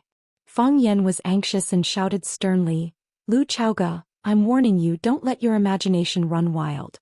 Auntie is gone, but you still have me, Rosefinch's students, your colleagues at Xiaoyan Technology, and your career. When you're sad you can talk to me, and when you're happy you can share it with me. Xiaoyan Technology is your career and it's also my career. If you make it the first in your career you'll help me make it the first in my career. You'll prove your ability to the world and also prove my ability to me. So, you must live.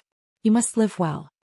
Lu Chaoge nodded and said, "When I'm sad I'll talk to you, and when I'm happy I'll share it with you. I'll help you make Xiaoyan Technology the world's #1. Is the corn porridge ready? I smell it." Lu Chaoge got up from the bed and walked to the bathroom in her slippers. Fang Yan stood there in a daze. Something seemed wrong. Chapter 317.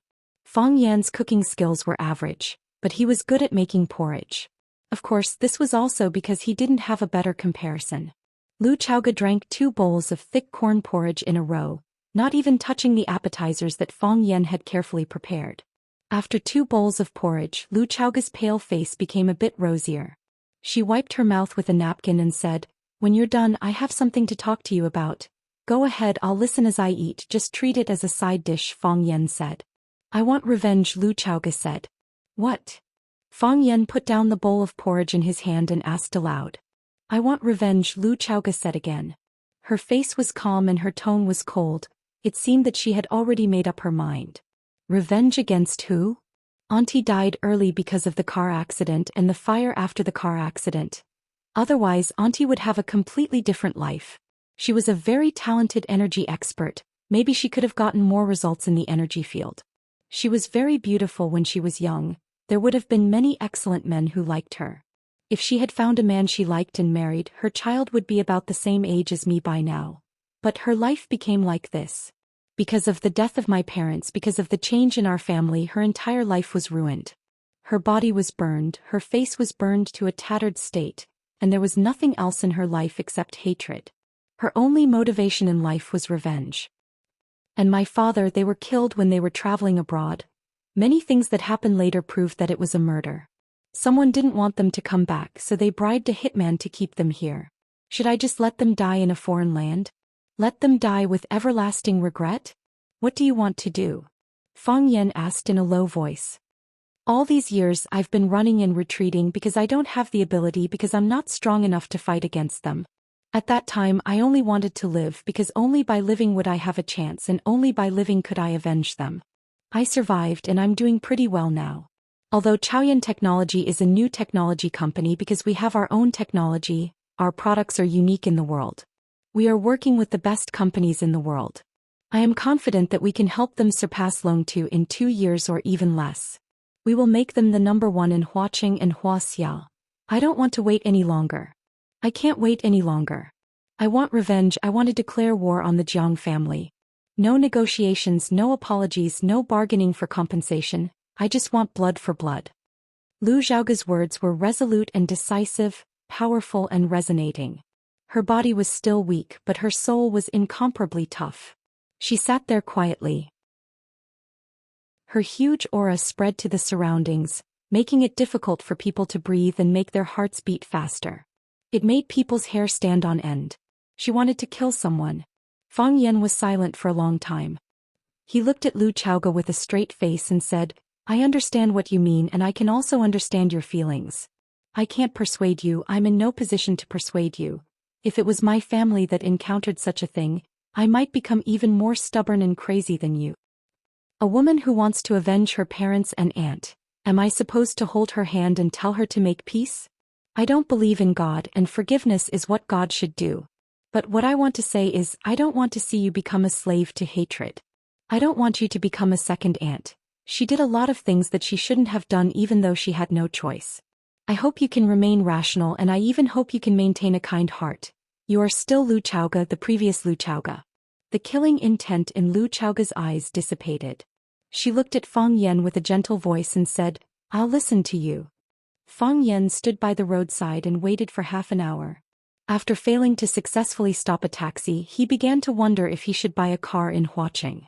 Although the traffic jam during rush hour was like constipation, at least he was constipated in the car instead of standing by the roadside and watching others constipated. Moreover, he also had to absorb a large amount of exhaust gas from the car. It was much better. Why should he breathe in the exhaust gas emitted by others? Fang Yan even missed Baldy's battery-powered car. It felt very dangerous when he sat on it, but Baldy was right about one thing. They didn't have to worry about traffic jams.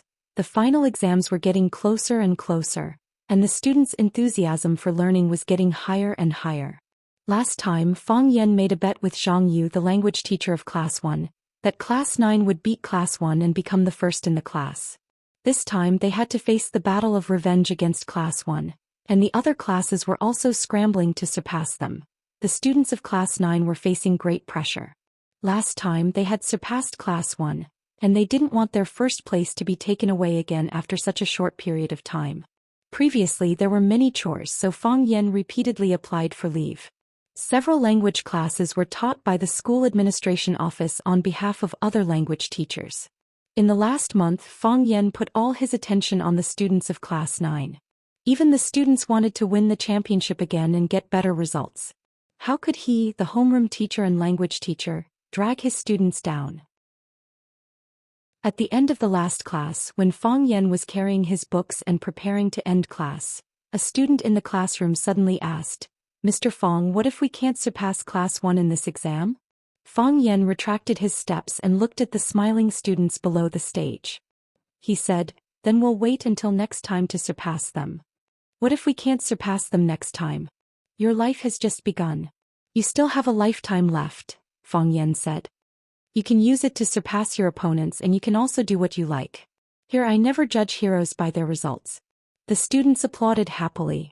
They felt that teacher Fang Yan was the greatest, kindest, and most understanding teacher in the world. He was also a teacher with great wisdom. Then how do you judge heroes? Someone asked. Success or failure? In the midst of everyone's anticipation and apprehension, the final exam finally ended. Class 9 obtained first place in the language subjects of Rosefinch High School and first place in the whole of Huaqing. Overall, they ranked second in Rosefinch High School and top 10 in Huaqing. This was a miracle for a class that could only be considered average in the past. Even Zhang Xiaofeng was wild with joy when he received the city's ranking list.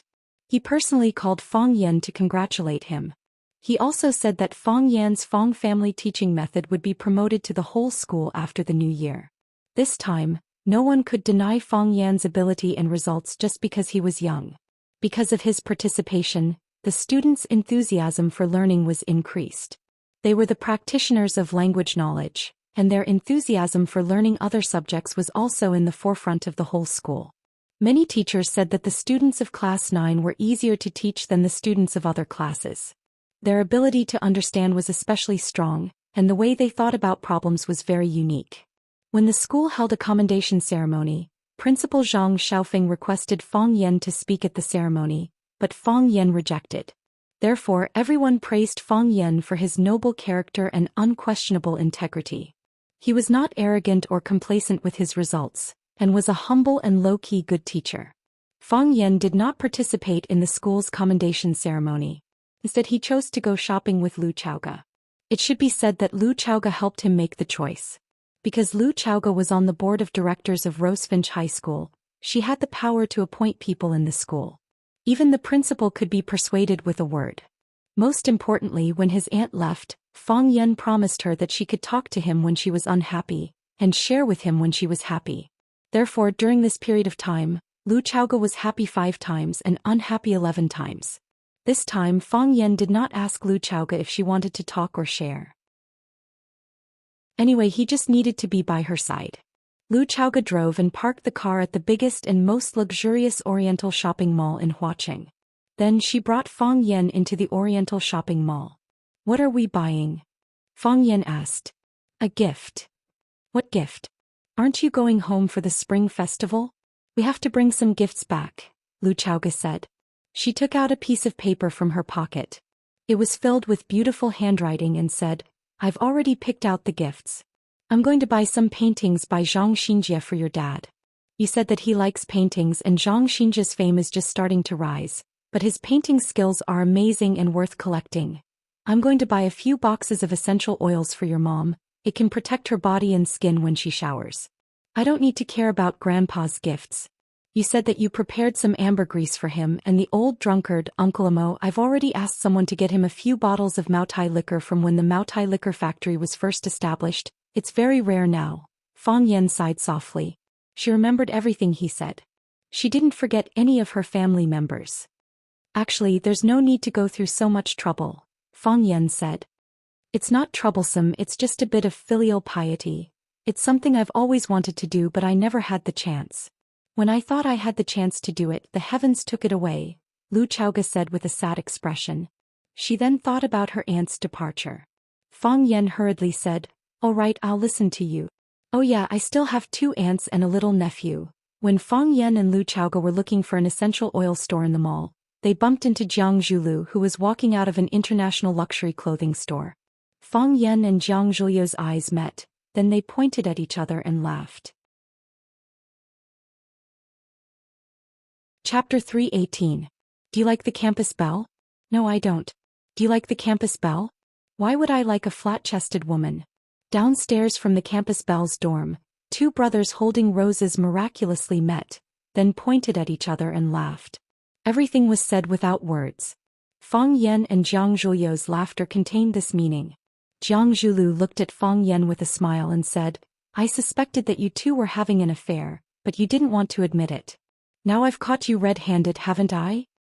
Previously you said that the woman you liked the most was Lu Xiaoge. You also said that she was your heart, your liver, the air you breathed and the ground under your feet. In the blink of an eye, you are holding hands with another woman and going shopping? Fang Yan glanced at the woman who was holding onto Jiang Zhulu's arm. He was a little puzzled.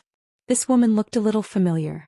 Jiang Zhulu's smile didn't change and he said in a gentle and sincere voice, I did say that. Not only me but my parents also firmly believed that Lu Chaoge and I would become an enviable couple, and that we would be together in the end. It's just that Chaoge misunderstood my family too much, and I wasn't charming enough to win her heart. So, I could only regretfully give up on this relationship. Chaoge is a good woman and you're a lucky guy. I don't want to, but I still have to congratulate you. Looking at Lu Chaoge, who was standing behind Fang Yan, Jiang Zhulu took the initiative to greet her. Chaoge, how have you been? Not very good, Lu Chaoge said coldly. She knew the Jiang father and son. They pretended to be gentlemen but deep down they were man-eating wolves. She didn't even have the slightest interest in brushing off such a beast in human clothing. You've lost some weight. You need to drink more soup, Jiang Zhulu said with concern. He looked at Fang Yan and said, I've always treated Chaoge as my family. You can't let her suffer. Otherwise I won't let you go. Of course not. Fang Yan nodded seriously. You who treated her like family made her suffer a lot. She scolded you and your father in her nightmares at night. The smile on Jiang Zhulu's face gradually faded. This guy really didn't know how to chat. Who would directly slap someone in the face like that? But you don't have to worry about it. Fang Yan comforted her. Scolding won't hurt you and it won't shorten your lifespan. Even if she scolds you, you and your dad will still be healthy and active. You can still go shopping with a beautiful and sexy girl in your arms. You won't be affected at all. Don't you think so? I've long heard that Mr. Fang has a sharp tongue. Now that I've seen him today, he lives up to his reputation. Jiang Zhulu's female companion mocked him. However, men with sharp mouths don't have any great achievements. Men who are unknown to the public are able to make people's hearts move when they amaze the world with a single brilliant feat. Mr. Fang, please be careful with your words. I'm already the most outstanding language teacher in our school at such a young age. Why don't I have any great achievements?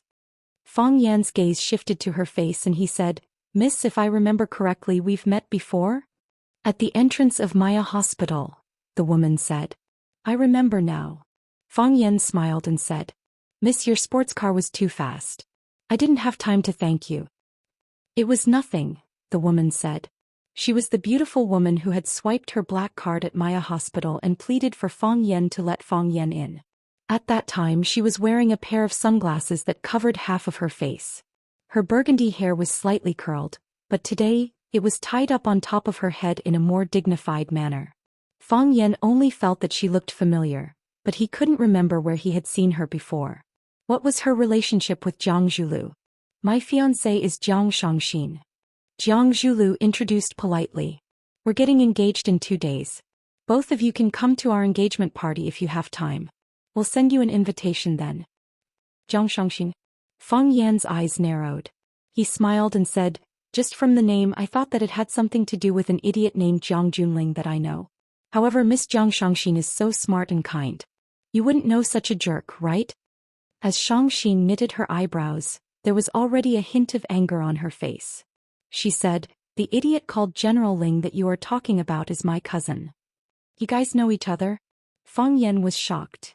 "I'm really sorry. If I had known earlier I wouldn't have told you the truth. Actually, he's not as bad as I said. Although he's a little stupid, his looks are average.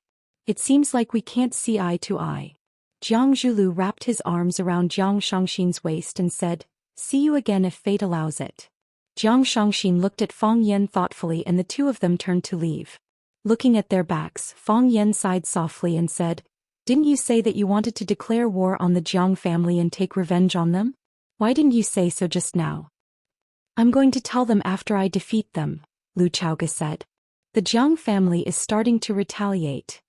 We've roped in the Gu family and allied with the Lu family. The Jiang family feels that the situation isn't good. They have less and less space to move around in Huaqing, so they chose to form a marriage alliance with the Jiang family. Since ancient times, forming a marriage alliance has never been a good move. However, it's the Jiang family's only lifeline now." Lu Chaoge analyzed and said. Fang Yan sneered and said, "It's natural for the Jiang family to seek help when they sense danger. Qiang Long Tan would be too disappointing if they remain indifferent under such a situation. However, why did the Jiang family want to form a marriage alliance with them? The Jiang family won't sense any danger, so who can threaten them? They're not resigned to it." Lu Chaoge said, "Perhaps they still want to plant a chess piece in Huaqing. It seems like we should meet with our close partner again. Perhaps we can get some answers from him," Fang Yan said. Lu Chaoge looked at Fang Yan and said, "I'll go buy some things. You go talk to him." Fang Yan knew that Lu Chaoge didn't like to see him. If he had a choice, Fang Yan wouldn't want to see him either. He was ugly and had a vicious heart. This kind of person was filled with negative energy. After meeting him, people's moods would be in a gloomy state for a long time. Because they had coincidentally met Jiang Zhulu, the two of them had to split their things as soon as they entered the mall. Lu Chaoge continued to buy things with the small piece of paper, while Fang Yan took out his phone and made a call. "I know a tea house that serves pretty good tea," Fang Yan said to the other end of the phone. "Cool Breeze Tea House." After Duan Yujun personally brewed tea for the guests, he greeted Fang Yan and quietly left the room. Fang Yan looked at Lu Shu, who was sitting opposite him, and said, "There are no outsiders now. Take off that mask on your face. Aren't you afraid of getting heat rash?" "I thought you wouldn't like my face," Lu Shu said with a smile. As he spoke, he reached out to take off the wolf mask and put it on the table. Thus, his face, which was crisscrossed with countless wounds, was exposed in front of Fang Yan. Fang Yan held the teacup and drank tea, admiring the net-like pattern on his face, and said, "Do you think I'll feel guilty? I won't. Based on what you've done, even if you're hacked into pieces, I'll still give you a discount. This is what you deserve. I'm just getting rid of evil for the people. To tell you the truth, I'm not afraid of looking at it. I like looking at it because it gives me a sense of accomplishment. Recently, my saber skills have improved again. Do you want me to try it on other parts of your body?" "Not at the moment." "Then I'll let Jiang Zhulu have it." Fang Yan had a look of, "I feel sorry for you. I saw him just now. He was shopping with a little beauty. She looked even better than the last time we met. People who don't know you will definitely think that you're a good person," Lu Shu said with a strange smile. But after getting to know you, they'll know that you're much more vicious than us. We still care about decency, but you don't care about anything. If you say that, I'll take it as a compliment, Fang Yan said with a smile. But the biggest difference between me and you guys is that I'm on the side of justice. Think about it, when did I ever take the initiative to harm others? When have I ever forcefully taken someone else's things for my own benefit? I didn't, right? Who doesn't rob others of their wealth? If you can't protect it, I'll help you protect it. It's a very normal thing. I don't care about other people. I'm not trying to protect other people. I just happen to know Lu Chaoga and you just happen to fall into my hands. I can only say that you're unlucky. Maybe it's a little stupid to say this, but I really want to know whose hands you'll fall into, Lu Shu said. They all say that you've never lost before, but I don't believe them. How can a person never lose in his entire life?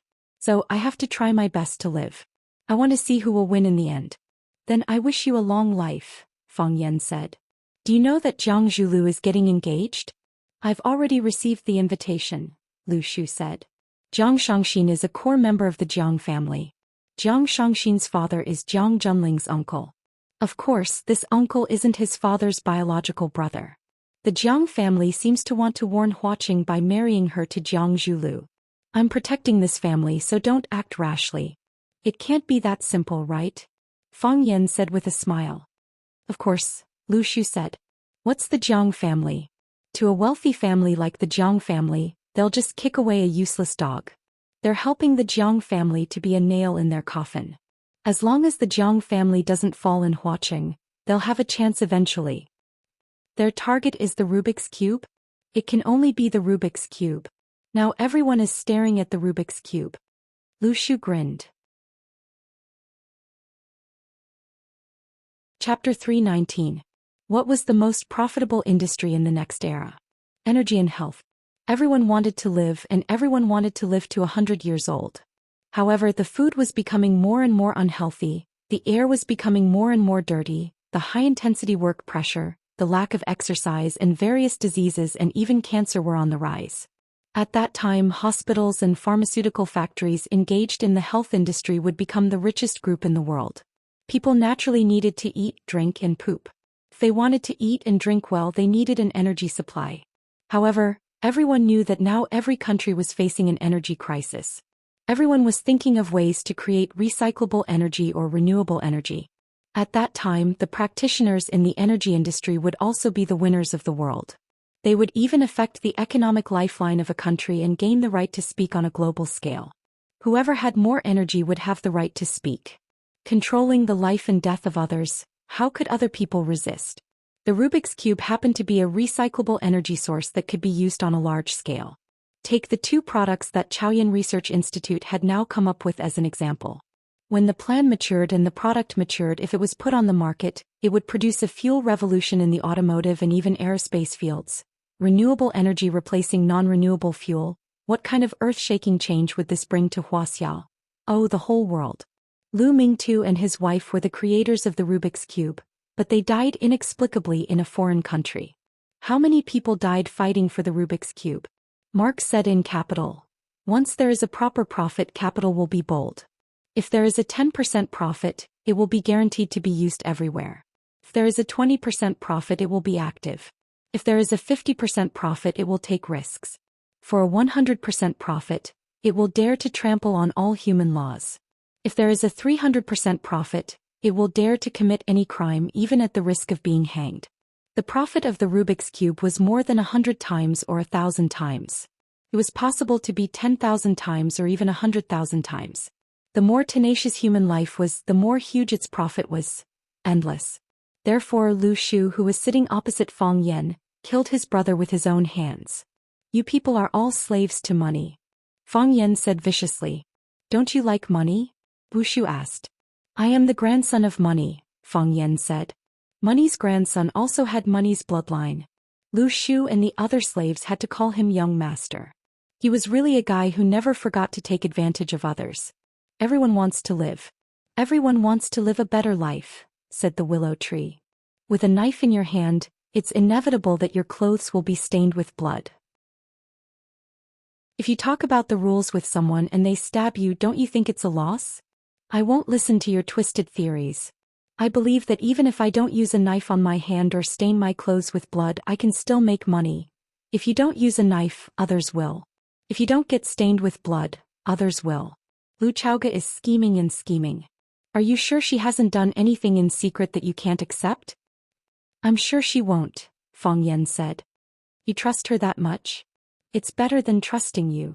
Lu Shu smiled and didn't get angry. He said, the Jiang family wants to cling to someone to protect themselves. This kind of thing is understandable. But why would the Jiang family extend their thigh for them to cling to? You asked me to come here because you still don't understand the Jiang family's actions, right? The Rubik's Cube is a money tree. Everyone wants to take a few branches or roots away. I know that the Jiang family has their eyes on Huaqing. Naturally, it's for the Rubik's Cube. They're alone in Huaqing. They have to worry about you local tyrants joining forces to attack them. I can understand that they want to support a local force for their own use. I'm just curious, what did they ask you to do in the past? The willow tree hesitated for a moment before answering frankly, everything I've done is because I was instructed by them. As long as I can get the Rubik's Cube technology from Lu Chaoga or her aunt, they will share it with us, the Lu family. Is this fair to you? Of course it's not fair, said the willow tree. We charge and break through enemy lines while they sit back and enjoy the fruits of our labor. How could this be a fair deal? But who told them to be the Jiang family? If we didn't have their support, how could we get what we want from that old fox, Kang Longtan? Jiang Zhulu is nothing to be afraid of. Kang Longtan, you should have heard of the story of the yellow ox and the dog, right? It's really vivid. Later we found out that the Rubik's Cube wasn't even in Longtu group. It wasn't even in the hands of the Jiang family's father and son. That's why they say that women are born actors. That woman suffered so much, and even when she was on the brink of death, she clenched her teeth and kept this secret. You participated in the incident at 10 Feet Abyss. Fang Yan asked with a chuckle. I know that you had a conflict with the Jiang family at 10 Feet Abyss. His right-hand man, the king of Xingyi Baoshihe, lost to you. His other trump card, the hanged ghost fisherman, also said that your Tai Chi skill had reached the level of mastery. It would be difficult to win, and even if you did, it would be a Pyrrhic victory. He's an honest man, Fang Yan said with a smile. I heard that you were attacked again. You were shot in the chest, and that woman has been missing since that night. Later on, I heard that the woman is the young lady of the Qin family, Qin Yitian. She said that Jiang Junling's adopted daughter must be Qin Yitian's son, Qin Yitian. Crack. The teacup in Fang Yan's hand cracked, and then turned into a pile of ashes in his palm. What was even more amazing was that not a single drop of tea fell from the teacup. All the tea melted in his palm and turned into a puff of white smoke. What else do you know? Fang Yan asked. You care about her a lot? The willow tree looked at Fang Yan thoughtfully. She's very important to you, right? We've known each other for a long time, but this is the first time I've seen you so angry. She took a bullet for me, Fang Yan said. Heh. The willow tree made a sound of envy. Of course it could also be a taunt. But from Fang Yan's point of view, what right did he have to taunt him? Letting a woman with such a background take a bullet for you? Am I listening to a modern version of the story of the princess and the hunter? What does Jiang Junling have to do with the armory? Their names are probably 3 words, and they both have the word military in their names. That's all I know. I'm 80% sure that they're connected. Those assassins were sent by Jiang Junling. Then he's really powerful. God knows if it's a good thing for me to cooperate with you. You have no way out. Fang Yan sneered. You relied on the distribution rights of the Rubik's Cube to gain the family's acceptance and attention. If we take back the rights, you'll have nothing. You'll be worse than the most pitiful beggar. Are you really a teacher? The willow tree shook its head. You're a devil teacher, right? Of course. Moreover, he is the most outstanding one, Fang Yan said. Just how powerful is the Jiang family? This question. The willow tree fell into deep thought. I've also asked my father. What did he say? He said he also asked my grandpa. Fang Yan stood up and said, remember to pay for the tea when you leave. I heard you're going back to Yanjing? The willow tree shouted.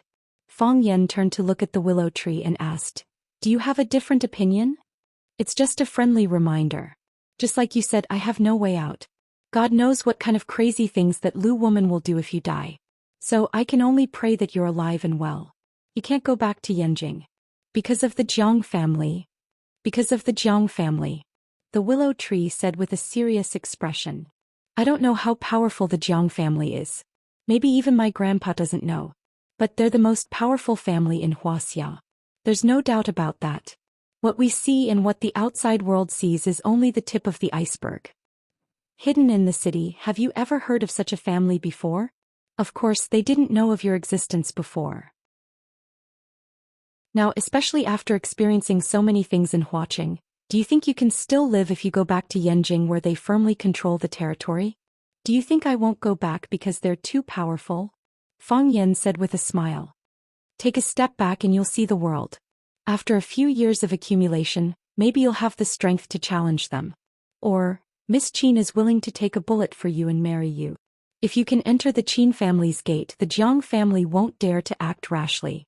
From the willow tree's point of view, he indeed hoped that Fang Yan and Miss Qin would end up together. Because of the conflict between him and Lu Qingming tried to kill him in the end. His weakness was in Fang Yan's hands, so he could only rely on Fang Yan without reservation. If Fang Yan's life was good, his life would also be good. Plus, who wouldn't want to get close to a powerful family like the Qin family? I won't back down, not even a step back.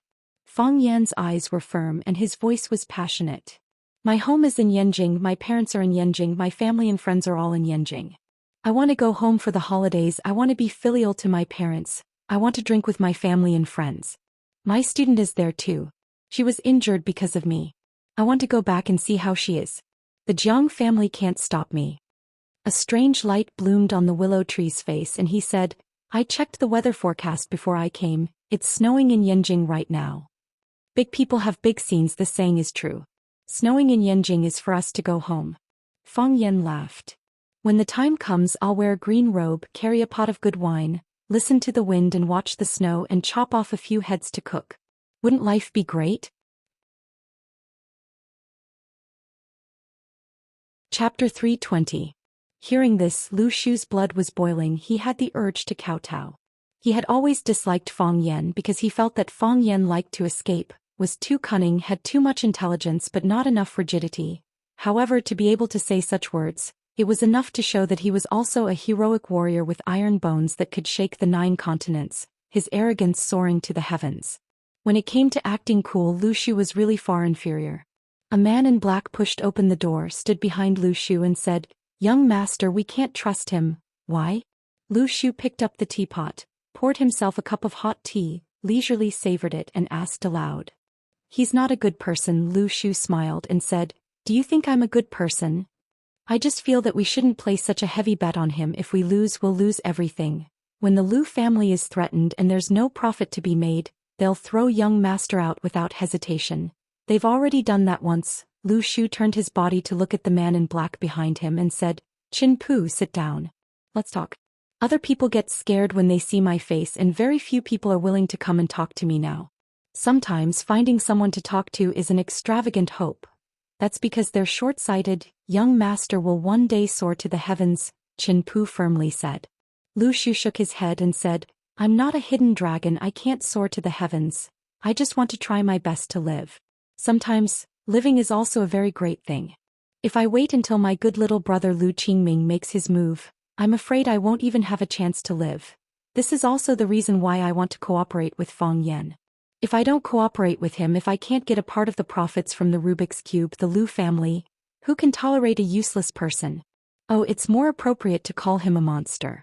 When I sat in a wheelchair and swaggered through the streets, the facial muscles of the elders in the family who care about face must be twitching badly, right? We can choose to cooperate with him, but we don't need to place all of our bets on him. How can he go against the Jiang family? Of course he can't go against the Jiang family, Lu Shu said. Jiang Junling is Jiang Junling and the Jiang family is the Jiang family. Jiang Junling was now using his own power, the power given to him by the Jiang family. However, when the day comes when the generals also treat Fang Yan as an opponent, he will only be crushed into mud. No matter how fierce a tiger is, how can it collide with a tank? What about us?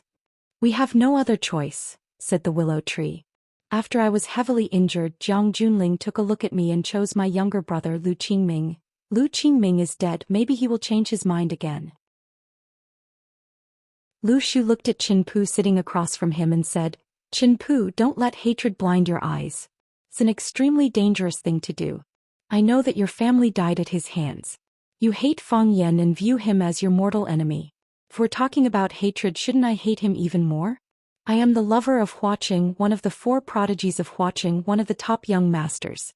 Wherever I go, I'm the center of attention. No matter where I sit, there are always beauties throwing themselves at me. He destroyed me. Qin Pu went silent. Compared to the willow tree, his own pain was not even worth mentioning. His family was heavily injured and died, but Lu Shu, he was living a life worse than death. I'm not a good person and there are no good people in our circle, Lu Shu said. But we need to have our principles. Principles? Qin Pu pondered over the meaning of these 2 words. Jiang Junling had already abandoned me once, kicking me away like a piece of trash. It took me a lot of effort to crawl back up, ignoring everyone's ridicule and standing up like a clown. How could I kneel at his feet again? Every time we betray him, our value decreases by 50%. Betraying him twice in a row, our character becomes negative. When no one dares to take us in and no one dares to stand up for us again, then we will truly be dead. From our bodies to our souls, we will be completely dead. Then Jiang Junling. He doesn't understand this. He understands. He is the son of Jiang Junling, the son of Jiang Junling. How could he not understand? Lu Shu coldly laughed. His bones were filled with a heart-wrenching hatred. He simply doesn't care about us. In his eyes, we are too insignificant. Kicking him is kicking him, changing him is changing him.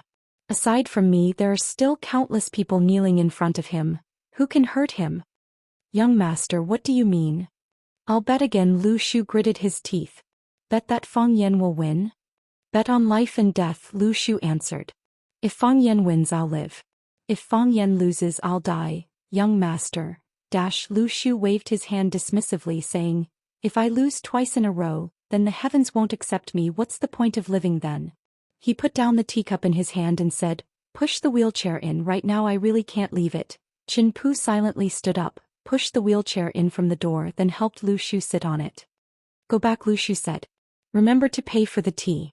I'm sure that guy who's talking about cutting off a few heads to go with the wine won't pay for it. Fang Yan frowned and said, I've already thought about it. I'll take you back to celebrate the new year with me. What are you doing alone in Huaqing? It's New Year's Eve, everyone else is having a family reunion, but you're here alone. What's the point? Fang Yan was preparing to return to Beijing tomorrow, so before he left, he had a meal with Lu Chaoge and discussed with her about returning to Beijing for the new year. When little aunt left, she entrusted Lu Chaoge to Fang Yan. Although Fang Yan didn't have time to agree or refuse before she left, Fang Yan had already accepted this task in his heart. In fact, Lu Chaoge really didn't need him to take care of her. On the contrary, she needed to take care of herself more. Lu Chaoge carefully cut the steak on the plate and said softly, I understand your good intentions. To be honest, I'm very happy to hear your invitation. Originally, I wanted to spend this new year with little aunt in Huaqing, but I didn't expect little aunt to not be able to make it. Thank you for your invitation. This let me know that I'm not alone in this world. At least there's still someone who cares about me and someone who's afraid that I'll be alone. But I have to stay. Lu Chaoge's voice was firm. Chaoyan technology is the biggest reliance for me to take revenge on the Jiang family, and it's also the condensation of all my efforts. The company has just been established this year. Although with the help of the Qin family it quickly got on the right track. But after all, it's too young and too weak. At this time it can't withstand any big storms. The last assassin incident caused panic in the research institute, and it took me a lot of effort to calm them down. Others can do it too. Don't you have an assistant? I think that assistant is quite capable, Fang Yan comforted her. Others can't do it, Lu Chaoge said. They can maintain the normal operation of the company, but if there's a problem with the company, they don't know how to deal with it. Now is the critical period for the company to produce results. The internal situation is unstable and there are strong enemies outside. I have to keep one eye open even when I sleep. In the past few months, I've never dared to turn off my phone. How can I leave at this time? But I'm worried that you'll be in danger if you're here alone, Fang Yan said. I'm worried that they'll do something to you when I'm not here. After you leave, I'll live in the research institute, Lu Chaoge said. After the last incident, the Qin family once again sent people to strengthen the research institute. As long as I don't go out, no one can hurt me. On the contrary, if I follow you to Yanjing, it'll be more dangerous. Compared to Yanjing, Huaqing is safer. At least, the Lan family and the Lu family don't want anything to happen to me at this time. Fang Yan nodded heavily and said, I'll tell them again. Thank you, Lu Chaoge said. After eating and drinking, Lu Chaoge got up to clean up the dishes. After drinking a cup of hot tea, Fang Yan got up to leave. I'll go back tomorrow, Fang Yan said. Then you'll have to wait. See you next year. See you next year. Lu Chaoge, who was wearing a white sweater, sent Fang Yan to the courtyard. The cold air hit her and she couldn't help but wrap her arms around her chest to get some warmth. Her chest was already very big and full, but when she wrapped her arms around it, they didn't shrink even though they were being squeezed. Instead, they became even more perky, giving people a feeling that they were about to come out. Fang Yan stared at them with his eyes wide open, then looked away with a red face and said, Then I'll leave. You should go inside, it's cold outside. Fang Yan, Lu Chaoge called out. Fang Yan turned around and saw Lu Chaoge walking step by step to Fang Yan. She reached out and wrapped her arms around his waist, then leaned her head on his shoulder. With a warm and soft body in his arms, Fang Yan felt that his heart was about to stop. He wasn't this nervous even when he was facing the Thousand Leaves army.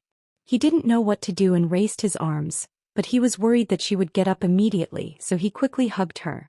He felt that his chest was being pressed by something, a very warm and full feeling.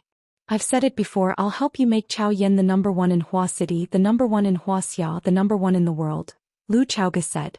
Because I really don't know how to thank you. I won't leave Chao Yan, I'll wait for you in Hua City. Fang Yan was about to cry. You liar, you're so smart, how could you not know how to thank me? You must know, can someone help to remind her of it? Chapter 321. Fang Yan didn't wear his green shirt. His only green shirt was torn into pieces during the battle with Bailey Lu. He did carry a few bottles of liquor, which were gifts prepared by Lu Chaoge for the old drunkard. Of course, those things and some other gifts were packed in boxes, so Fang Yan couldn't bring them to the plane. The only things he brought to the plane were his cell phone, wallet, ID, and 2 clowns. I think the stewardess is very beautiful. She has an oval face and fair skin, Fang Haohen said with his eyes wide open. I like the oval face. When she smiles, there are 2 dimples. I want to jump into the dimples and get drunk, Fang Yingying said with an intoxicated expression. You can't jump in with your fat body, right? Fang Haohen kindly reminded him. Fang Haohen, do you know how to talk? How am I fat? I'm sturdy, do you know what sturdy is? Fang Yingying was furious.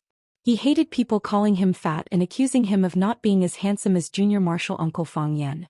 Even if you jump in, Fang Haohen continued to stab him. That's not getting drunk, it's smashing people to death. Fang Haohen, our friendship ends here today. You stole junior martial uncle's 12 techniques of the Jade Room. Fang Yingying was shocked and said with a pale face, From tomorrow onwards, you are my big brother. Fang Yan looked away from the air travel magazine in his hand and looked up at Fang Yingying, who was sneaking around. Fang Haohen said, It's just a casual book. I stuffed it into my pocket when I left home. I don't understand, why are you 2 old virgins studying that kind of science? Fang Yingying and Fang Haohen looked at each other and lowered their heads in silence. What? Are you embarrassed to say it out loud? Fang Yingying said. Fang Haohen wanted to push Fang Yingying out again. Fang Yingying had learned to be smart this time. If Fang Haohen betrayed him, it would be better to confess himself. He quickly said, I think we have to be better than junior martial uncle in one aspect. Junior martial uncle is too outstanding. We feel pressured around you. And then, we can be fat, we can be ugly, but we can't have no self-respect. We want to beat you once, we want to be ahead of you in one thing.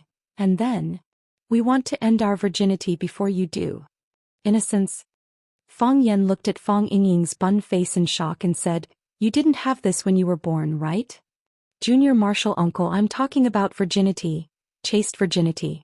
Virgin. Fang Yingying said with a red face. Virgin. Fang Yan thought about it and slapped Fang Yingying and Fang Haohen's heads. He sneered and said, I'm afraid your wishes are going to be in vain. I've been ahead of you for a long time. You didn't. Fang Yingying clenched his teeth and said. You think I didn't? There are a lot of women who like me, you know. This has nothing to do with you being a dorm boy. Fang Haohen stood firmly on Fang Yingying's side this time. Fang Yan was a little exasperated and said, if I say I'm not, then I'm not. Do I need to prove it to you? Junior martial uncle, we've learned bone physiognomy, Fang Yingying said carefully. Master taught us. We can tell with a glance whether someone has martial arts or not. We can also tell if someone is a dorm boy or not. Why did the old drunkard teach you this? Could it be that your martial arts never improved? So you've always been studying these crooked methods. Go back and do the plum blossom steps 100 times. Junior martial uncle, you win, Fang Yingying said with a sad face. We admit defeat. Yes, we admit defeat, Fang Haohen agreed. Then don't make us do the plum blossom steps? What do you mean by this? You have to admit defeat because you succumbed to violence? We don't mean that. Not at all. I don't care, Fang Yan said, annoyed. Fang Yingying smiled and said, I thought you wouldn't come back last night. What do you mean? Fang Yan asked. We heard you talking to Miss Lu on the phone and asked her out for dinner tonight. So Fang Haohen and I made a bet that you would stay at Miss Lu's house. Fang Yan trembled with anger. He growled in a low voice, you two idiots. What kind of person do you think I am? Seeing that Fang Yan was really angry, Fang Yingying and Fang Haohen apologized again and again, saying that junior martial uncle had misunderstood them. They didn't mean it that way at all. They believed in junior martial uncle's character. Even if all the men in the world did that kind of thing, junior martial uncle would refuse without hesitation. They didn't even send me an invitation, how could I stay? Thinking of what happened last night, Fang Yan felt a little sad. How could there be such a person? Hugging and hugging when they just entered the plot, you sent them to the door and said Happy New Year, see you next year. As a determined teacher, what Fang Yan hated the most was people who gave up halfway. What great achievements would they have in the future? Thinking of how he was going to be looked down upon by these two idiots, Fang Yingying and Fang Haohen, Fang Yan wanted to beat them up. This year's snow came earlier than usual. When the plane landed at Yanjing International Airport, except for the runway that had been cleared, the ground was a vast expanse of white. The entire Yanjing International Airport was a black and white ink painting. The runway was black and the snow-covered areas were white. I finally saw snow. Someone exclaimed in the rear cabin. That was the first time tourists from the south made a joyful cry when they saw snow. A knowing smile appeared on Fang Yan's face. After leaving home for half a year, he finally came back. Winter was winter when it snowed. He liked this world that was covered with ice and snow. When the cabin door opened, Fang Yan left with Fang Yingying and Fang Haohen. Goodbye. The beautiful air stewardess bowed. The one with the oval face is prettier, Fang Yan said to Fang Yingying and Fang Haohen behind him, as if he had made the final decision. Her breasts are fuller. Speaking of the word fuller, he thought of something familiar. What was it? Fang Yan was in a good mood and liked everything he saw. Of course, there were also people he didn't like. A group of people in black walked towards him, or rather they walked towards where he was standing. Fang Yan gave Fang Yingying and Fang Haohen a look. Then the three martial nephews moved to the side of the aisle. The aisle was narrow and there were too many people on the other side. If they collided head-on, there was naturally no way they could pass. There had to be someone who moved aside. Fang Yan was willing to be the person who moved aside. Didn't the public service announcements often say that when everyone takes a small step back, society takes a big step forward? Unexpectedly, the group of people in black stopped in front of Fang Yan. The leader was a young man in a black suit. The man was very handsome and had exquisite facial features. He was the kind of handsome man who could be the captain or the image of any idol group. The handsome man adjusted the gold-rimmed glasses on the bridge of his nose and asked with a smile, Fang Yan? His smile was very good-looking, as if it could melt the ice and snow of the outside world. Even the two air stewardesses who were standing at the door of the cabin were dazzled and forgot to say a sweet goodbye to the guests when they left. The group of people in black blocked the aisle, and the guests who came out first did not dare to approach. The people in front did not dare to go and the people behind could not go, so there was a lot of noise in the cabin. Many people did not know what was going on outside. It's me, Fang Yan said frankly. Since they had come to the door, it was impossible to hide his identity. Someone wants to see you, the handsome man said. Oh, I forgot to introduce myself, I'm Mu Ying. Mu Ying? Feng Yan's eyes narrowed. The dragon in the sea, the tigress on the ground, and the eagle in the sky. The handsome man habitually adjusted the glasses on the bridge of his nose again and said, if I remember correctly, the person you're talking about is me. I don't think you're very busy right now, come with me. Sorry, I can't go with you, Feng Yan said with a smile. When I got on the plane, my mom started to cook my favorite beef tendon. I'm in a hurry to go back for dinner. If I go back late, the meat will either be cooked or the bones will cool and the taste will change. Mu Ying was not angry. He looked at Feng Yan and asked, are you seriously rejecting me? Look at my face, Feng Yan said. Am I smiling? The people I want to hire have never failed, Mu Ying said. He smiled again, revealing 8 neat snow-white teeth. Feng Yan sighed in his mind.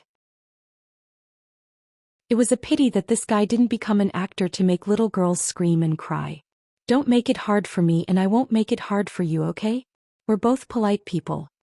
You're making it hard for me by asking me to go with you, don't you realize that at all? Feng Yan said with a serious expression. I'm not one of those little girls who will willingly go back with you if you throw me a flirtatious look. Then how about going back with me? A bright voice suddenly came from the back of the crowd. The men in black parted as a group of women in black camouflage walked over. Their military boots clanked as they walked on the concrete floor. It was as if they were stepping on everyone's hearts, making it hard for them to breathe. The leader was a voluptuous woman with a big silver ring on her ear. She strode up to Feng Yan, looked at him with a smile and said, who would like such a pretty boy? You're a man of iron bones. Come back with me, okay? I'll buy you some candy. The woman's facial features were rough, but they didn't look ugly when put together. Instead, they gave her a strange sense of beauty. She was tall, strong, and voluptuous, like a beautiful aggressive heifer. Every man who saw her had a desire to conquer her. Feng Yan looked at the pretty boy Mu Ying, and then at the camouflaged woman who was standing in front of him, wanting to hold him in her arms and dote on him. He squinted his eyes and smiled, saying, both of you want me to go with you. It's really hard for me to choose. Why don't you two fight it out? I'll go with whoever wins.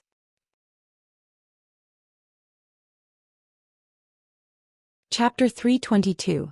If 2 children were fighting over the same apple and the father said that if the 2 of them went out to fight, the winner would get the apple, then the 2 children might actually go out and fight. However, Feng Yan was facing 2 adults with high IQs. He asked them to go out and fight and he would go with whoever won. Wasn't he crazy? Did he think they were idiots? What happened next shocked everyone. Hearing Feng Yan's words, Eagle Mu smiled and nodded. That's a good idea, fair and just. No one will lose out and no one will gain an advantage. The camouflaged woman also grinned. Her plump lips curled up slightly as she said, I've long wanted to give you a good beating, pretty boy.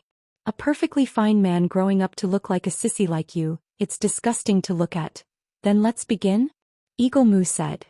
At the same time, I also don't like women who look like you. Fight here? You might be shameless, but I'm not. If we fight in full swing on such a cold day, other people won't be able to bear the cold, the camouflaged woman said with disdain. If you want to fight, then fight somewhere else. Don't stop other people from going home and reuniting. Leave this to us, Eagle Mu said. I have a very good place to recommend. Then what are you waiting for? Lead the way, the camouflaged woman said. Eagle Mu glanced at Feng Yan and said, I have to admit you're a lucky guy, even luckier than me. Saying so, he led the group of black-clothed people out of the passage. I'm a lucky guy, there's no need to deny that. But what does luckier than you mean? Do you think you're that lucky? Feng Yan secretly thought but didn't say it out loud. It wasn't that Feng Yan was afraid of losing to Eagle Mu, but because Eagle Mu had already found his target, so why would he stick his face in front of him and say something stupid like you want to fight me? The camouflaged woman pinched Feng Yan's face and said, I'm called Tigress, but I'm not a tigress. Little brother, don't forget big sister. Saying so, she also led her female army away. Feng Ying looked confused and said, Are they really going to fight? Isn't that too childish? Feng Yan glanced at Feng Ying and said, They are not childish. If either side comes alone, we have to go with them today. But the fact that the 2 teams appeared at the same time and formed such a stalemate, this was not a coincidence. Someone sets a trap, someone breaks it. Is someone helping us? Feng Haohan asked. Fang Yan nodded and said, "If someone wants to know our flight number, it's just a phone call away. Don't make it public. We'd better hurry back. Who knows if there will be a third group of people inviting us to their homes. Being too popular is sometimes a burden."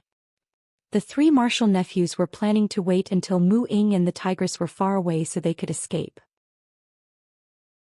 However, Mu Ying and the tigress both stopped at the end of the corridor and turned to look at Fang Yan. The tigress hooked her finger at Fang Yan and said, "What's wrong? Little brother, are you in such a hurry to say goodbye to your sister? That won't do. You are our bet." Mu Ying looked at Fang Yan and said, "Then come with us. It's good to watch the fun."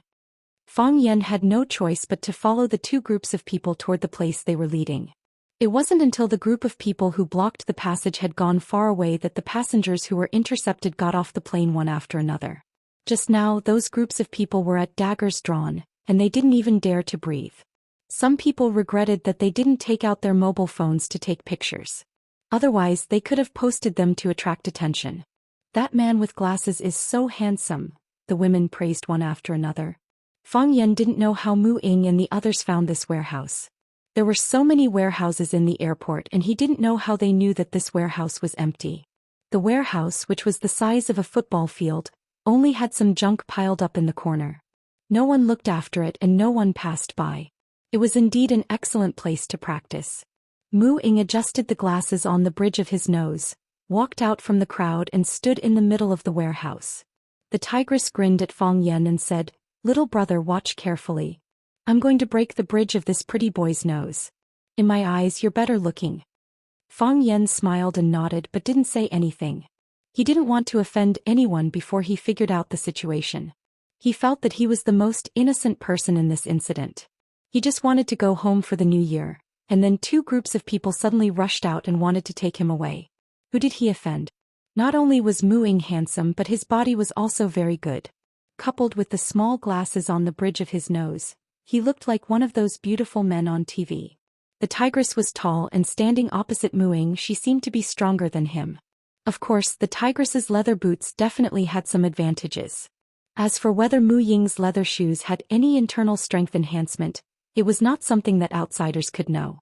The man was wearing an expensive tailored suit, and every thread and detail seemed to have been specially repaired. The woman was wearing a wild camouflage. When the smile on her face disappeared and her eyes became cold, she looked like a tigress who could pounce on someone at any time. Tigress, just like her name suggested. Mu Ying took off the gold-rimmed glasses on the bridge of his nose, took out a silk handkerchief from his chest pocket, and carefully wrapped the glasses. A black-clothed man behind him took the glasses and carefully placed them in his pocket. "Since there are guests, let's start. Don't let them wait too long." Mu Ying waved at the tigress. The tigress didn't attack immediately, but she lowered her body again. Her head and waist swayed back and forth like layers of waves. No one knew when she would attack and no one knew how she would do it. This kind of uncertainty put a lot of pressure on people. Mu Ying looked gentle, but he didn't seem to have a good temper. Seeing that the tigress didn't want to take the initiative, he said with a smile, "If you don't want to take the initiative, then don't blame me for not being a gentleman." Before his voice faded, he was already in front of the tigress and punched her chin. "You want to die," the tigress said disdainfully. She clenched one hand into a fist and punched Mu Ying's fist with a stronger force. Fist against fist, flesh against flesh. Eagles were cunning and agile, but they were also fierce. A goshawk swooped down from the sky with the force of a lion pouncing on a tiger. Tigers were the kings of the jungle, famous for their bravery and strength. The king of birds in the sky and the king of beasts on the ground collided. Who would be the final winner?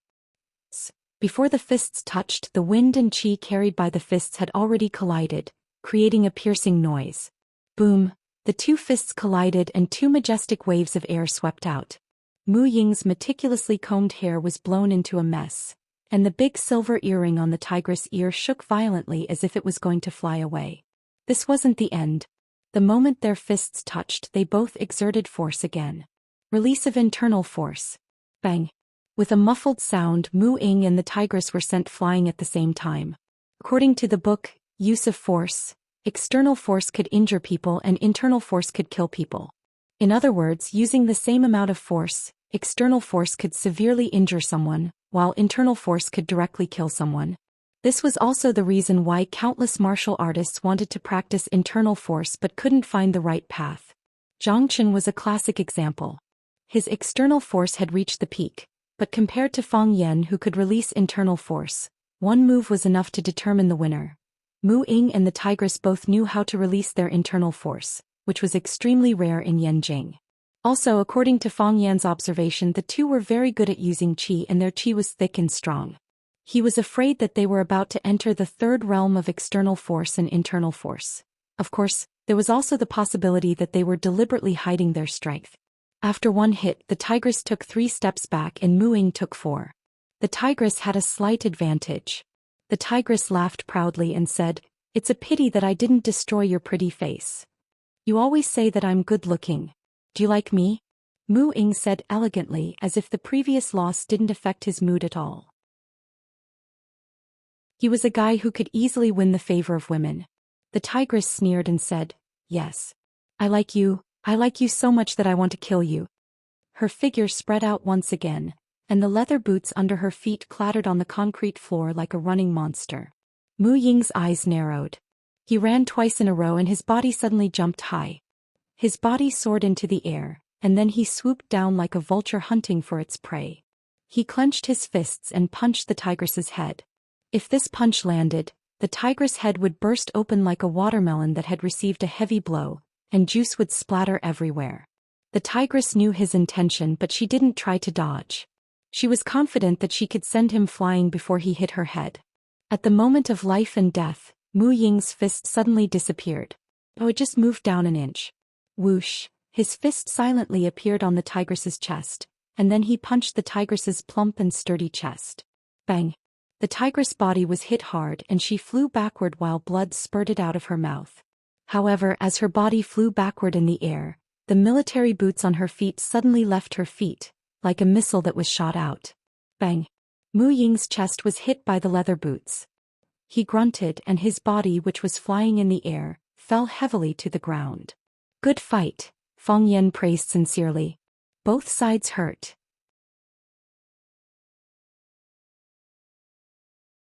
Chapter 323. There was a clear shoe print on Eagle Mu's chest, while there was a trace of blood on the corner of Tigress's mouth. Their bodies were separated by 4 to 5 feet. The man in black brought by Eagle Mu and the woman in camouflage brought by Tigress stood in front of them to separate them. Fang Yan looked at Eagle Mu and Tigress in the middle of the battlefield and asked Fang Yingying and Fang Haohan, "If the two of you were to fight against either Eagle Mu or Tigress, what are your chances of winning?" "I can last 5 minutes," Fang Yingying answered. "I'll turn around and run," Fang Haohan answered. Fang Yingying felt that Fang Haohan's answer was a bit more intelligent than his, so he angrily said, "Junior Marshal Uncle said it's a match, but you turned around and ran? What kind of match is that? Isn't running away a disgrace to the Fang family? We'd rather die than be cowards on the battlefield." Fang Yan glanced at Fang Yingying and said, "It's better for you to turn around and run. Those two, they really aren't people you can handle. That's all there is to it." Fang Yingying was unconvinced. "They aren't as fast as I am. Let's not talk about the strength they displayed and the power they unleashed. I suspect they're hiding their true strength." "Hiding their true strength? It's just a show. Is there a need to fight so hard?" Fang Yan smiled. Fang Yingying and Fang Haohan were confused. "They're fighting so hard just to put on a show? To show who? To show the people behind them. To show the people who asked them to invite them." Fang Yan smiled. "That's not easy." Tigress glared at Eagle Mu and cursed, "I knew a sissy like you wouldn't have the guts to fight me fair and square. You only know how to use tricks." Eagle Mu wiped the shoe print on his chest with a handkerchief in disgust and said, "Even the shoes are hidden weapons. Who's the real scumbag here? That's your punishment. Fight me again if you dare. I can even fight another 10 rounds. Fang Yan didn't say a word and waited with a face full of admiration. However, the two of them said that they would fight another 10 rounds, but they were reluctant to start. The tigress turned to look at Fang Yan and said, "Little brother, are you anxious?" No.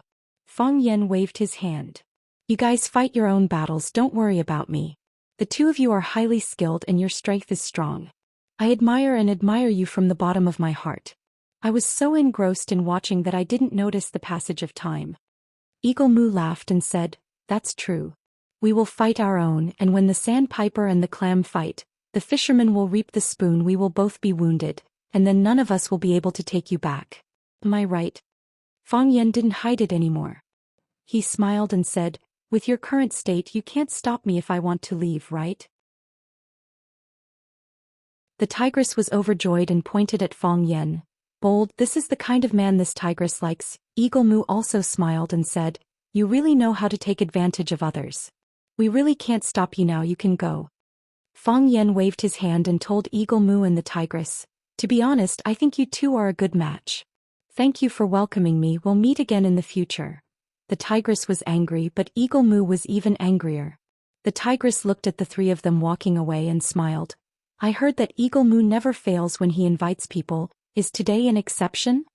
It is an exception. Eagle Moo pushed up his gold-rimmed glasses and answered honestly.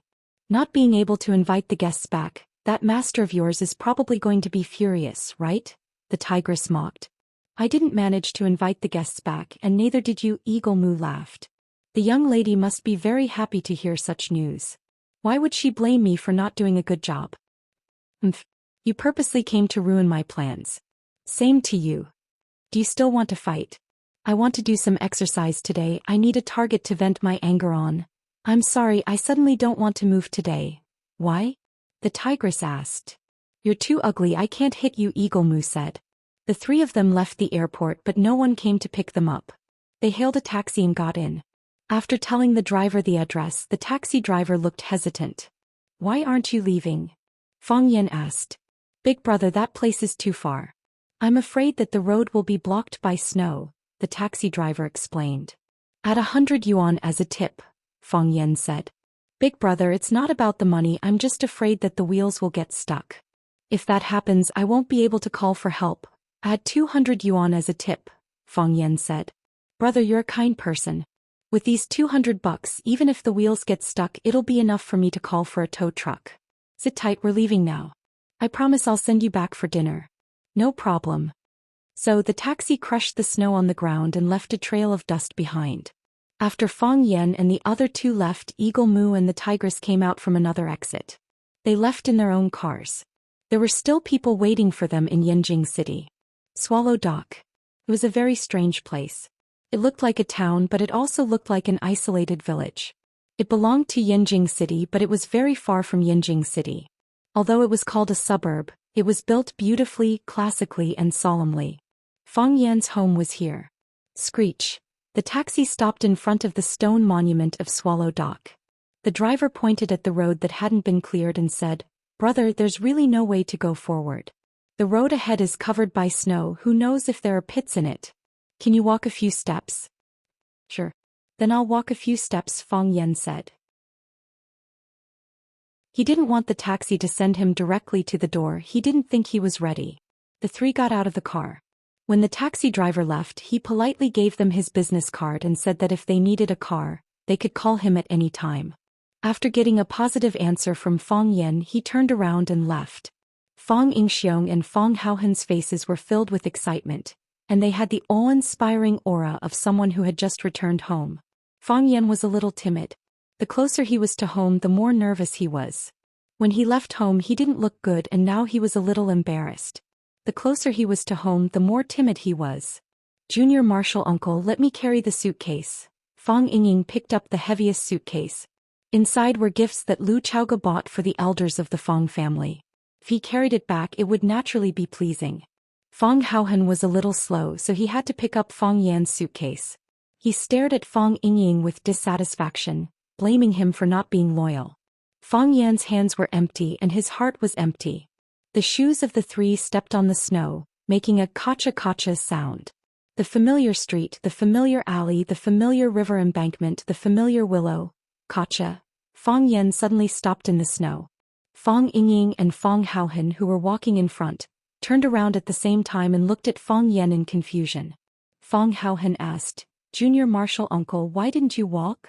Junior Marshal Uncle, did you forget something? Fang Yingying asked. Fang Yan didn't answer. He looked straight ahead with a cold gaze. Fang Yingying and Fang Haohen turned around at the same time, and the expression on their faces instantly became cold. In the world of ice and snow, A small white dot was quickly flying towards them.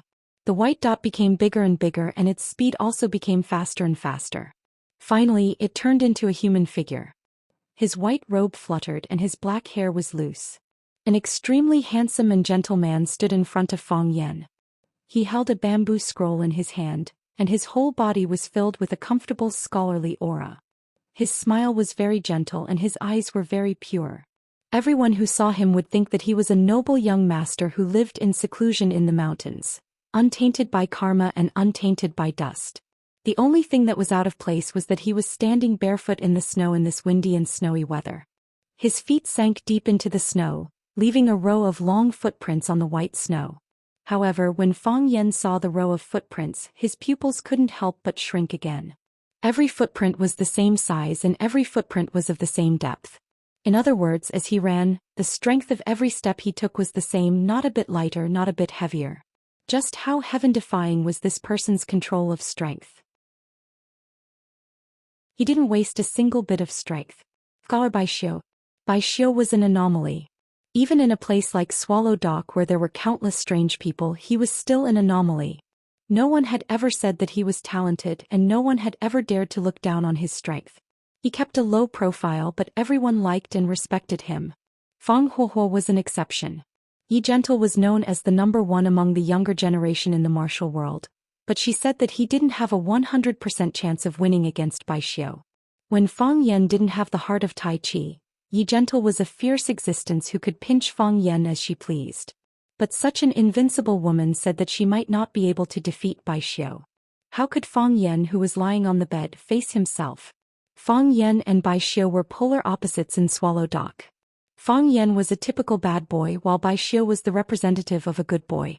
When Fang Yan was young, his family always taught him things like, "Look at Bai Xiu, he can already recite hundreds of Tang poems. Look at Bai Xiu, he scored 100 marks in the exam. Look at Bai Xiu, he can already draw the swallow painting. Look at Bai Xiu."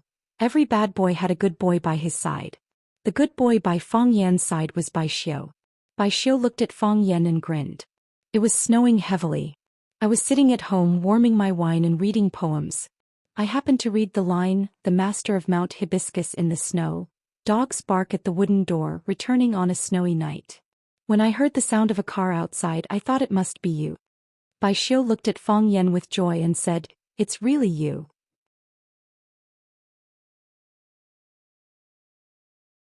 Chapter 324. The good students and the bad students were like two contradictory classes. The good students suppressed the bad students in terms of academics, and the bad students fought back against the good students in terms of martial arts. Of course, Fang Huohuo failed miserably. He was suppressed by Bai Xiu in terms of academics, but he failed to suppress Bai Xiu in terms of martial arts. From the day he met Bai Xiu, Fang Yan didn't like him. Why was he always so gentle and polite? Why were his clothes always white and clean without a wrinkle? Why was he always able to get full marks in exams, write poems, paint, and play all kinds of musical instruments? Fang Yan wasn't a perfect person, so he didn't like Bai Xiu, who was too perfect. On the other hand, Bai Xiu was neither too close nor too close to Fang Yan, neither too close nor too cold, neither too close nor too distant. Of course he was like this to everyone. Looking at the barefoot Bai Xiu, Fang Yan said with a smile, "I don't think we're that close. Just tell me, why did you come out to see me?" Bai Xiu looked Fang Yan up and down and said, "You defeated the Japanese sword god Chiba Hashirama?" "That's true." "You defeated Yi Rou?" "I can't say I defeated him." Fang Yan glanced around with the corner of his eyes. He didn't see Yi Rou, the Fang family, or even a chicken raised by the Fang family. The Fang family's chickens were like the people of the Fang family. They walked with their heads held high and had a very special spirit. Of course, this didn't mean that Fang Yan could pick out the Fang family's chickens from other flocks. They didn't have the ability to look down on other chickens, mainly because Fang Yan didn't see a single chicken within hundreds of meters. The snow was so heavy that even the chickens didn't want to come out to look for food. "We just had a friendly match. I didn't lose." "Then you won." Bai Xiu looked at Fang Yan with a smile. "So, your heart of Tai Chi is resurrected again?" "What do you mean my heart of Tai Chi is resurrected?" "My Tai Chi heart is still alive." Fang Yan raised an eyebrow and looked at Bai Xiu. "You all know?" "Got it," Bai Xiu replied with a serious expression. "Because the heart of Tai Chi disappeared, You were worried about being beaten and humiliated by Yi Rou, so you ran away and didn't dare to accept the challenge. Everyone in Swallow Dock knows about it. Fang Yingying was furious and said, "Who said that our junior martial uncle's heart of Tai Chi has disappeared? Our junior martial uncle's heart of Tai Chi has always existed.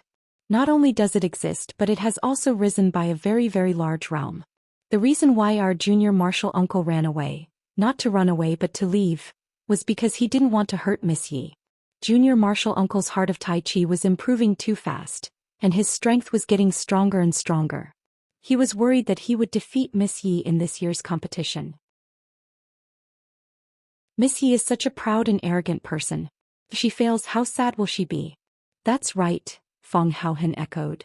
Junior martial uncle didn't want to fight with Miss Yi because he cared about her.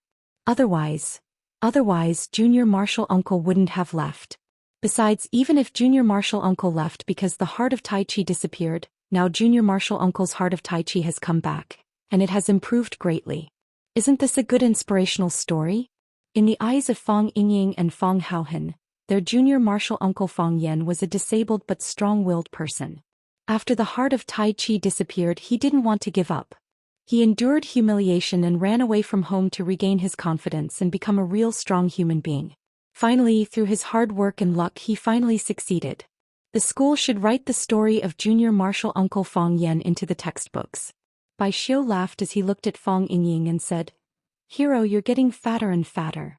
Life in Huaqing isn't bad, right?" Fang Yingying opened his mouth and laughed until he was about to cry. "Why did you praise a parent for being fat? Don't you know how to chat?" Bai Xiu looked at Fang Haohen and said, "Hero is still as thin as before. You should find a doctor to treat your illness. It's not good to eat glass all the time." Fang Haohen's expression was calm as he said, "Being able to eat glass is already very good." Bai Xiu looked at Fang Yan and said, "Hero is right. Your experience is really inspirational. If you agree, I'll consider writing it into the textbooks for the students." There was a school in Swallow Dock. It had a very old name. Regardless of age, knowledge was taught by a few knowledgeable people. Tang poetry, song poetry, 3-character classic, disciple rules. They could also talk about classics, history, mathematics, music, and painting. The teacher could teach whatever they wanted to teach, and the students could listen to whatever they wanted to listen. The teacher was natural and the students were free. The parents of Swallow Dock would send their children to the school to learn. Even some teenagers or elderly people who had nothing to do would find a chair at the back of the classroom to listen to the class or take a nap. Of course, no one forced them to come to class. If you wanted to send your child to a noble school or a bilingual school, that was your freedom. However, if someone really did that, they would definitely be ridiculed by the people of Swallow Dock. In the eyes of the people of Swallow Dock, the school in Swallow Dock was the best educational institution in the world. If you sent your child to another place to learn, it would undoubtedly be a denial of Swallow Dock's culture. Not everyone was qualified to be a teacher in Swallow Dock. Fang Yan tried but didn't get the interview. On the other hand, Bai Xiu was personally invited by the school to teach the students. The reason why Fang Yan went to Huaqing to be a teacher was probably because he wanted to rebuild his confidence. Of course, it was more likely that he needed a job at that time, and his grandfather happened to be the old headmaster of Rosefinch Secondary. "That won't be necessary." Fang Yan refused. "I'm a low-key person. I don't like to be the hero of a story or the superhero who saves the world. A bowl of porridge, a cup of tea, and a simple life I want. That's enough." Bai Xiu smiled and nodded. "Up to you." After saying that, Bai Xiu didn't have any intention of leaving. Fang Yan looked at Bai Xiu with an unfriendly gaze. "You want to fight with me?"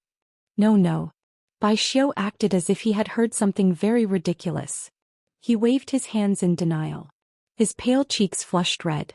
It seemed that Fang Yan's words had greatly stimulated him. These days there were very few men who would blush because of a man's words. If it wasn't because he liked Fang Yan, it proved that his personality was indeed simple and kind. "You've just returned. I don't have any intention of fighting with you. I just heard that you've regained the heart of Tai Chi and improved in the Tai Chi realm, so I'm very curious. So, you still want to fight with me?" Fang Yan looked coldly at Bai Xiu. This was what he disliked the most about Bai Xiu. If you have something to say, just say it. If you have something to do, just do it. Why are you so wishy-washy? Are you a mother-in-law or a mother? Bai Xiu nodded embarrassedly. I just want to try. You know that I've always been very curious about new things. Since you want to try, I'll go back and eat first. Fang Yan said. He liked to prank Bai Xiu like this. Whenever Bai Xiu wanted to do something but didn't want to say it, he would use this method to retaliate. Don't you want it? Since I know, I won't let you get what you want. Every time Fang Yan bullied Bai Xiu like this, Phoenix would speak up for Bai Xiu. Thus Fang Yan would bully Bai Xiu even more. In the past, Fang Yan thought that Bai Xiu did this because he was in his rebellious phase. However, Bai Xiu still did it happily. This proved that his behavior had nothing to do with rebelliousness. It was because he really didn't like Bai Xiu's style of speaking and doing things. All right, Bai Xiu said. There was a deep regret on his face. He wouldn't force others to do something they didn't want to do. Go back and eat first. You've just returned home. There must be a lot of things you need to deal with. Since you say so, let's fight, Fang Yan said. You're interested in new things. I'm only interested in you. Fang Yan's gaze swept over the row of footprints. The wind blew the snow and the sky was dark. The row of footprints could no longer be seen clearly. However, Fang Yan could still clearly remember how they looked when he first saw them. They were the same size and had the same depth. How much did Bai Xiu's strength increase? Being strong and not returning home was like walking at night in brocade clothes. Fang Yan still had a big dream in his heart. After his heart of Tai Chi returned, he thought that during the spring festival he would go door to door and challenge his friends who were close or not close to him. He would defeat them one by one. That way they would be too embarrassed to call him Fang Ran and laugh at him for running away from home. Fang Ran ran. When he thought of this nickname, he wanted to vomit a few liters of blood.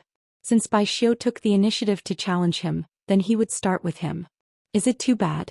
It won't take up your time, will it? Bai Xiu said with a guilty expression. Are you done? Fang Yan said impatiently. If you want to fight, then fight. You talk too much. Bai Xiu was not angry. Bai Xiu was not angry. He thought about it seriously and said, if we want to determine the winner, I'm afraid it will take a long time. My parents and relatives are waiting at home, and I don't want to waste too much of your time, lest they blame me. How about this? Let's exchange 3 blows. After 3 moves, no matter who wins or loses, we will go home. How about it? Then 3 moves it is. Fang Yan nodded and agreed to Bai Xiu's suggestion. If they wanted to decide the winner, it would indeed take a long time. Besides, this was the stone tablet of Swallow Dock and also the entrance to Swallow Dock. It would be bad if they startled some people who should not be startled. Hearing Fang Yan agree, Bai Xiu was happy as if he had obtained a treasure. He said, then let's begin. He waved his sleeve and a gust of wind attacked Fang Yan. Fang Yan rolled his eyes helplessly.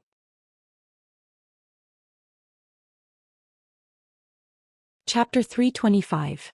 Inside the manor, a beautiful woman dressed in white was driving a dark red lawnmower to cut the grass. Crack, crack. Every time the blade of the lawnmower closed, the precious grass would be cut in 2. Grass foam and juices flew everywhere. The smell of grass mixed with the cold air and permeated the entire manor. The woman was very serious. She drove the lawnmower forward slowly and leisurely, as if she was doing something very important. Eagle Moo waited at the edge of the field, a small path made of protruding green bricks.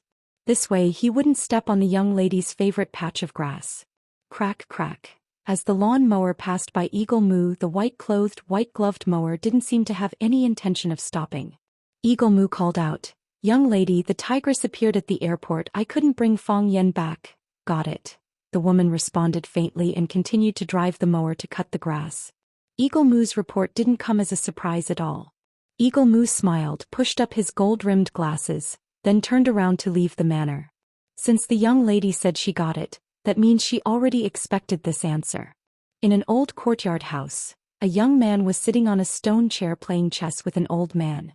The old man wanted to take back his move after one of his cannons was eaten, but the young man wouldn't agree.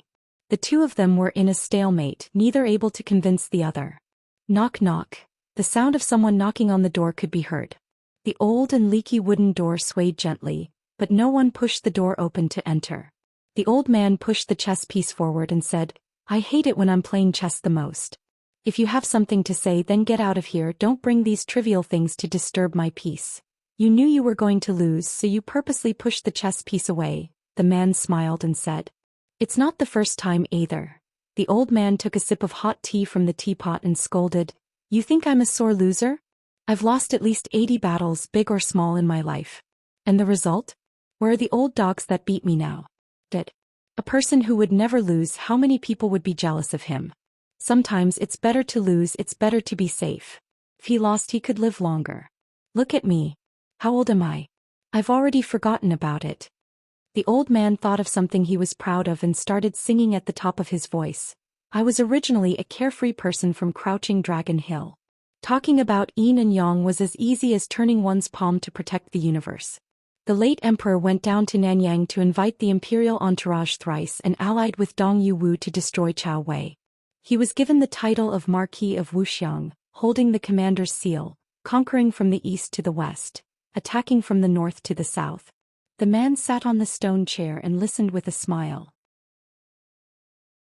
It was not until the old man finished singing the empty city stratagem that he got up and walked out of the courtyard. You didn't bring it back? The man frowned slightly. The tigress looked at the man and spoke in a respectful tone.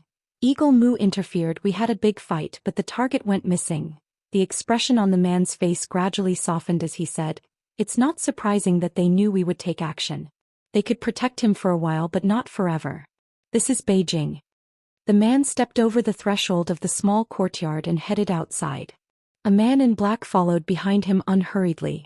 The tigress looked at the man's receding figure with a playful look in her eyes. Zhiji Tongjian said, A person with both talent and virtue is called a sage, while a person without both talent and virtue is called a fool. Virtue over talent is called a gentleman, talent over virtue is called a villain. Bai Xiu had both talent and virtue. It was too much to call him a saint, but no one would have any objections if he was called a gentleman. For example, the first move he made with his sleeves and used the wind as an attack. It was a warm-up, or a gift move, for martial artists before a duel. Because the lethality was limited, it usually did not cause much physical harm to the person being attacked. Other people would think of ways to knock down their opponent in a fight, but he would never use all his killing moves right from the start. Of course, Bai Xiu's move was not that simple. Full wind sleeves chi like a knife. The so-called wind knife was to turn the wind into a knife, and the knife was invisible. Bai Xiu just casually waved his sleeves, and countless cold winds turned into an invisible wind knife, slashing toward Fang Yan's chest. The knife was invisible, but it carried the wind and was extremely powerful. Whoosh! Fang Yan gathered his strength in his dantian and fiercely punched out. The iron fist met the blade of the wind knife. The wind knife lasted for a breath of time before collapsing, scattering everywhere. Fang Yan retracted his fist and looked at Bai Xiu. We are all adults, don't play this kind of children's game. You know this level of duel can't hurt me and it can't test my ability. If it's for the sake of being a gentleman, then it's really not necessary. Save it for someone else.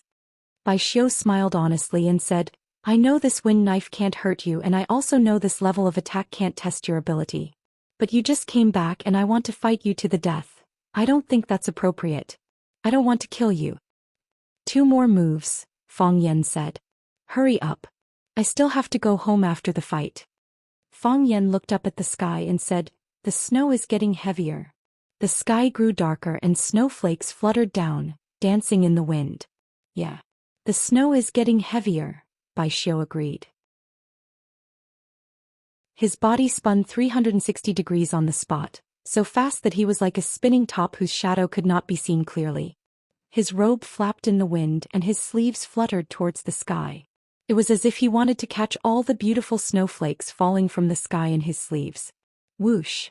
When his body stopped, countless snowballs flew towards Fang Yan's direction.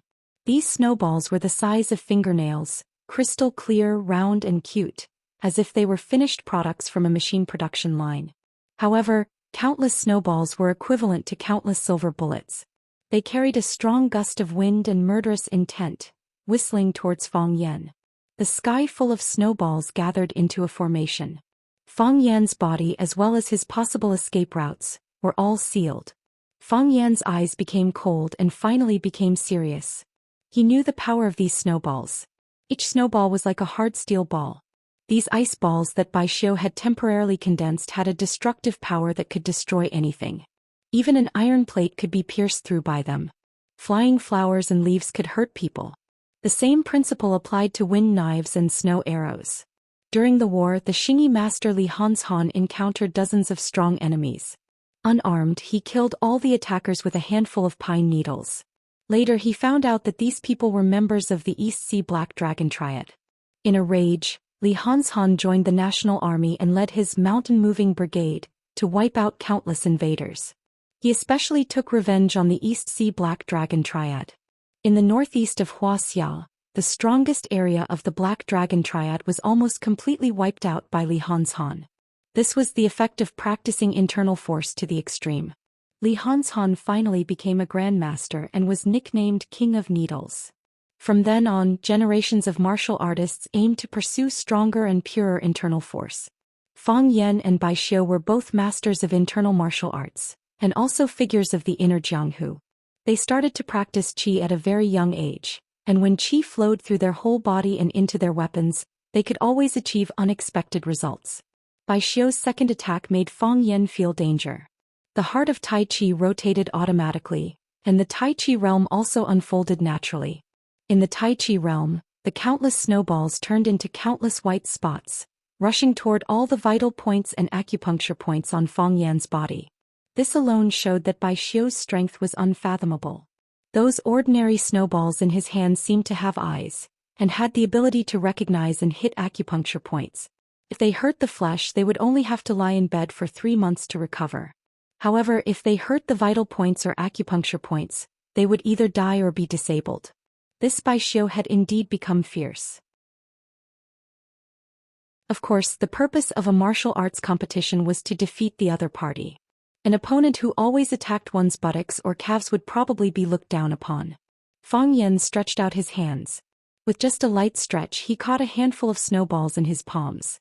He threw the ice balls out and the ice balls collided with the other ice balls.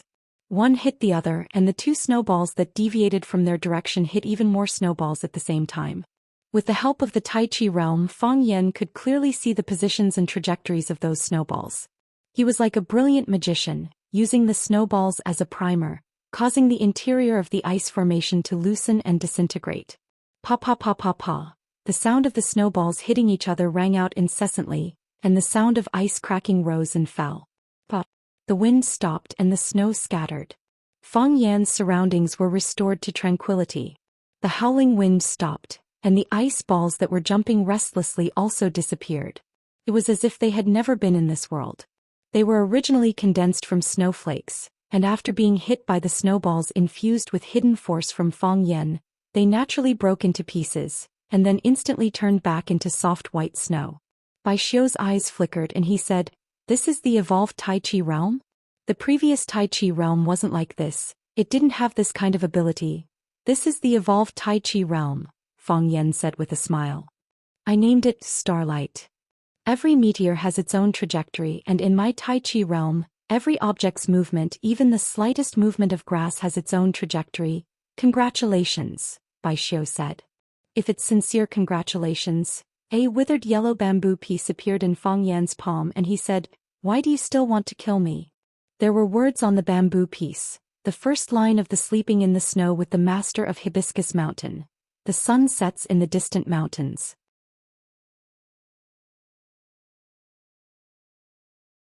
Chapter 326. Bai Xiu held the bamboo slip in his hand. The first piece of bamboo was taken away and became his weapon to kill his enemy. Under the attack of the ice balls that filled the sky, a bamboo piece that blended in with the color of the sky suddenly flew over. The worst thing was that the bamboo piece came from behind, and it stabbed into the middle of Fang Yan's back while he was busy blocking the ice balls, as if there was another killer hiding in the snow behind him. A pincer attack using countless ice balls as bait to attract Fang Yan's attention, but the real killer move was on this bamboo piece. Fortunately, Fang Yan had the heart of Tai Chi. The heart of Tai Chi was the heart of nature, and the domain of Tai Chi was the domain of the king.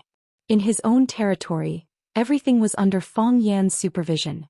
Therefore, Fang Yan chose to grab a handful of ice balls to block the ice balls, while his other hand was used to intercept the killer move from behind. Being on guard, the bamboo piece fell into Fang Yan's hand. Bai Xiu looked at the bamboo piece and smiled. This is my third move. The third move to kill me? I'm just more attentive. As you said, if I don't use a special move I can't defeat you and it's difficult to force you to use your true strength. Even so you still blocked it. Bai Xiu showed a regretful expression. A move that doesn't kill can't be considered a killer move. I should have been more cautious. Fang Yan looked at Bai Xiu with a smile. Don't worry, there will be another chance. Yes. Bai Xiu nodded seriously. Now that you're back at Swallow Fort, we have a chance to spar at any time, right? Did Phoenix go to Flower City to find you? Fang Yan stared sharply at Bai Xiu, trying to see through his real thoughts at the moment. Was he jealous?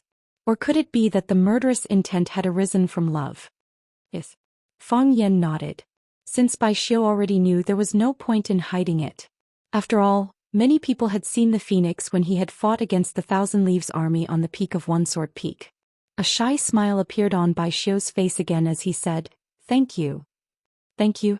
What are you thanking me for?" Fang Yan asked. "Thank you for taking care of her for me," Bai Xiu said matter-of-factly.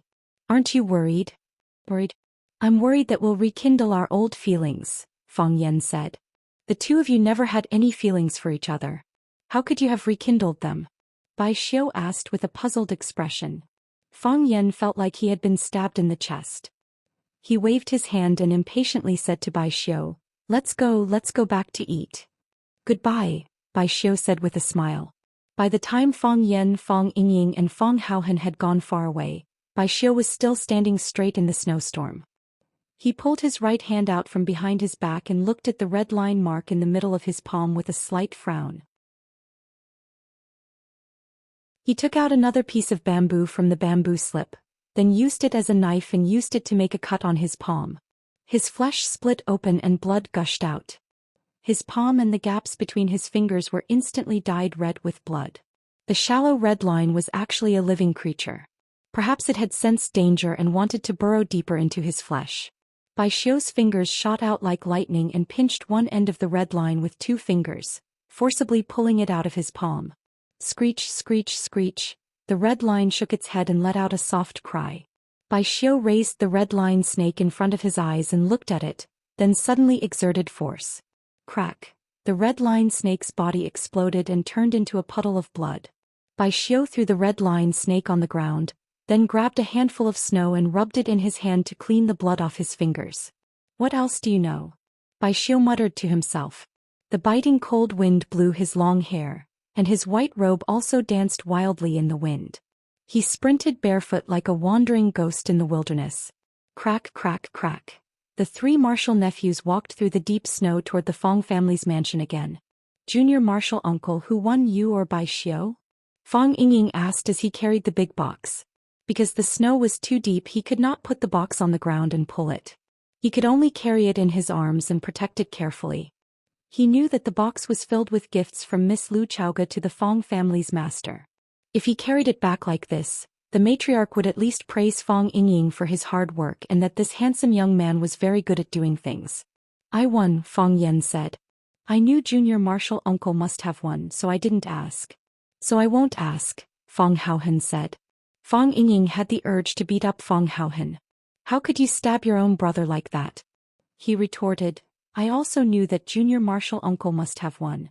The reason why I asked this question is because, if no one asked, junior martial uncle himself would be too embarrassed to tell us that he won, right?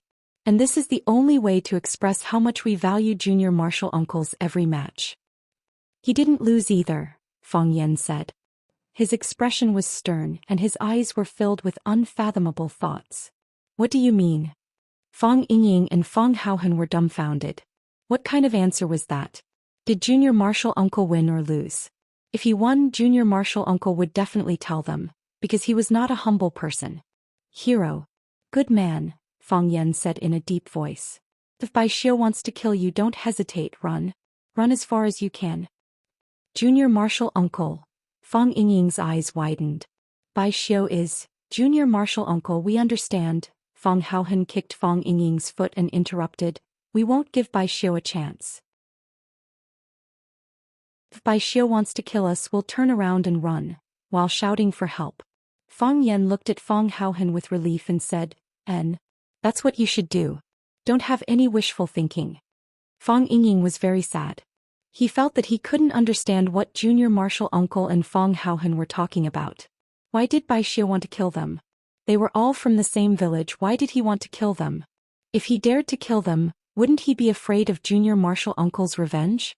Shifu wouldn't let him go either, right? After walking through this alley and a pond, the first house facing the pond was the Fang family's mansion.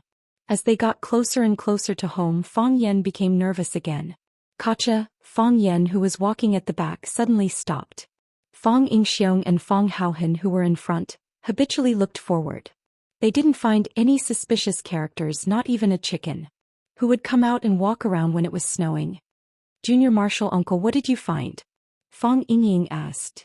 There's no one in front, Fang Haohen reminded. Let's call home, Fang Yan said. Call. Fang Yingying and Fang Haohen were dumbfounded. Fang Yingying's chubby finger pointed ahead and said, Junior martial uncle, we'll be home in another 500 meters. We don't need to call, right? Let's just call, Fang Yan said. We'll give our family a surprise. But if you call, won't everyone know that we're coming back? How can there be a surprise? Fang Yingying felt that his IQ couldn't understand Fang Yan's behavior. Fang Yan took out his phone from his pocket and called home. Soon the call was picked up. Hello, who is this? His mother's voice came through. Mom, it's me, Fang Yan shouted while holding the phone. Fang Yan, brat, are you on vacation? When are you coming back? His mother asked eagerly. In front of their own children, all parents in the world didn't have much resistance. Mom, I won't be coming back for Chinese New Year, Fang Yan said. I'm planning to spend Chinese New Year in Huaqing so I can spend some time with Grandpa and Grandma. Not coming back? How can you? If you want to spend time with Grandpa and Grandma, you can invite them over. How can I not come back? Mom, my dad, he is still mad at me, right? I left in such a hurry that I didn't have time to tell him. He must have been very disappointed, right? I feel very guilty, Fang Yan asked in a low voice. Silly kid, you're afraid that your dad is still mad at you so you don't dare to come back, right? Don't worry, with me here your dad won't dare to scold you. Come back, I'm on your side this time. If he dares to scold you, I won't forgive him. This time it's not your fault. Mom, this is indeed my fault. It has nothing to do with my dad. You can't argue with him because of this. You have to stand on my dad's side. He's doing this for my own good. I miss you too. I'll think about it. No need to think about it. Come back quickly. I'm waiting for you at home. I know you like to eat lamb scorpion. I'll make a big pot of it for you. Okay. I'll tell you when I get back, Fang Yan said with a smile. Silly son, come back. I miss you, Mom said softly. Her voice was sour. Mom, I know. I miss you too. Don't worry, I'll be back soon, Fang Yan comforted her softly. I'll wait for you at home, Mom said. Fang Yan hung up the phone and said to Fang Yingying and Fang Haohen, let's go. We can go back now. Fang Yingying and Fang Haohen looked at Fang Yan in a daze, feeling weak all over. He was worried that if he suddenly returned home he would be bombarded by the whole family, so he made a phone call at home, using the excuse that he didn't dare to go home to persuade his mother to split their forces. They tried their best to catch up again and again, but they were left behind by him again and again. They thought they had grasped the true meaning and essence of Fang Yan's shamelessness, but every time Fang Yan performed, it would refresh their worldview. Junior martial uncle ran all the way in front. When would he reach the end? You're tuning in to the Zhou Xian's Legacy YouTube channel. Don't forget to subscribe and join us on this journey to catch the most captivating stories.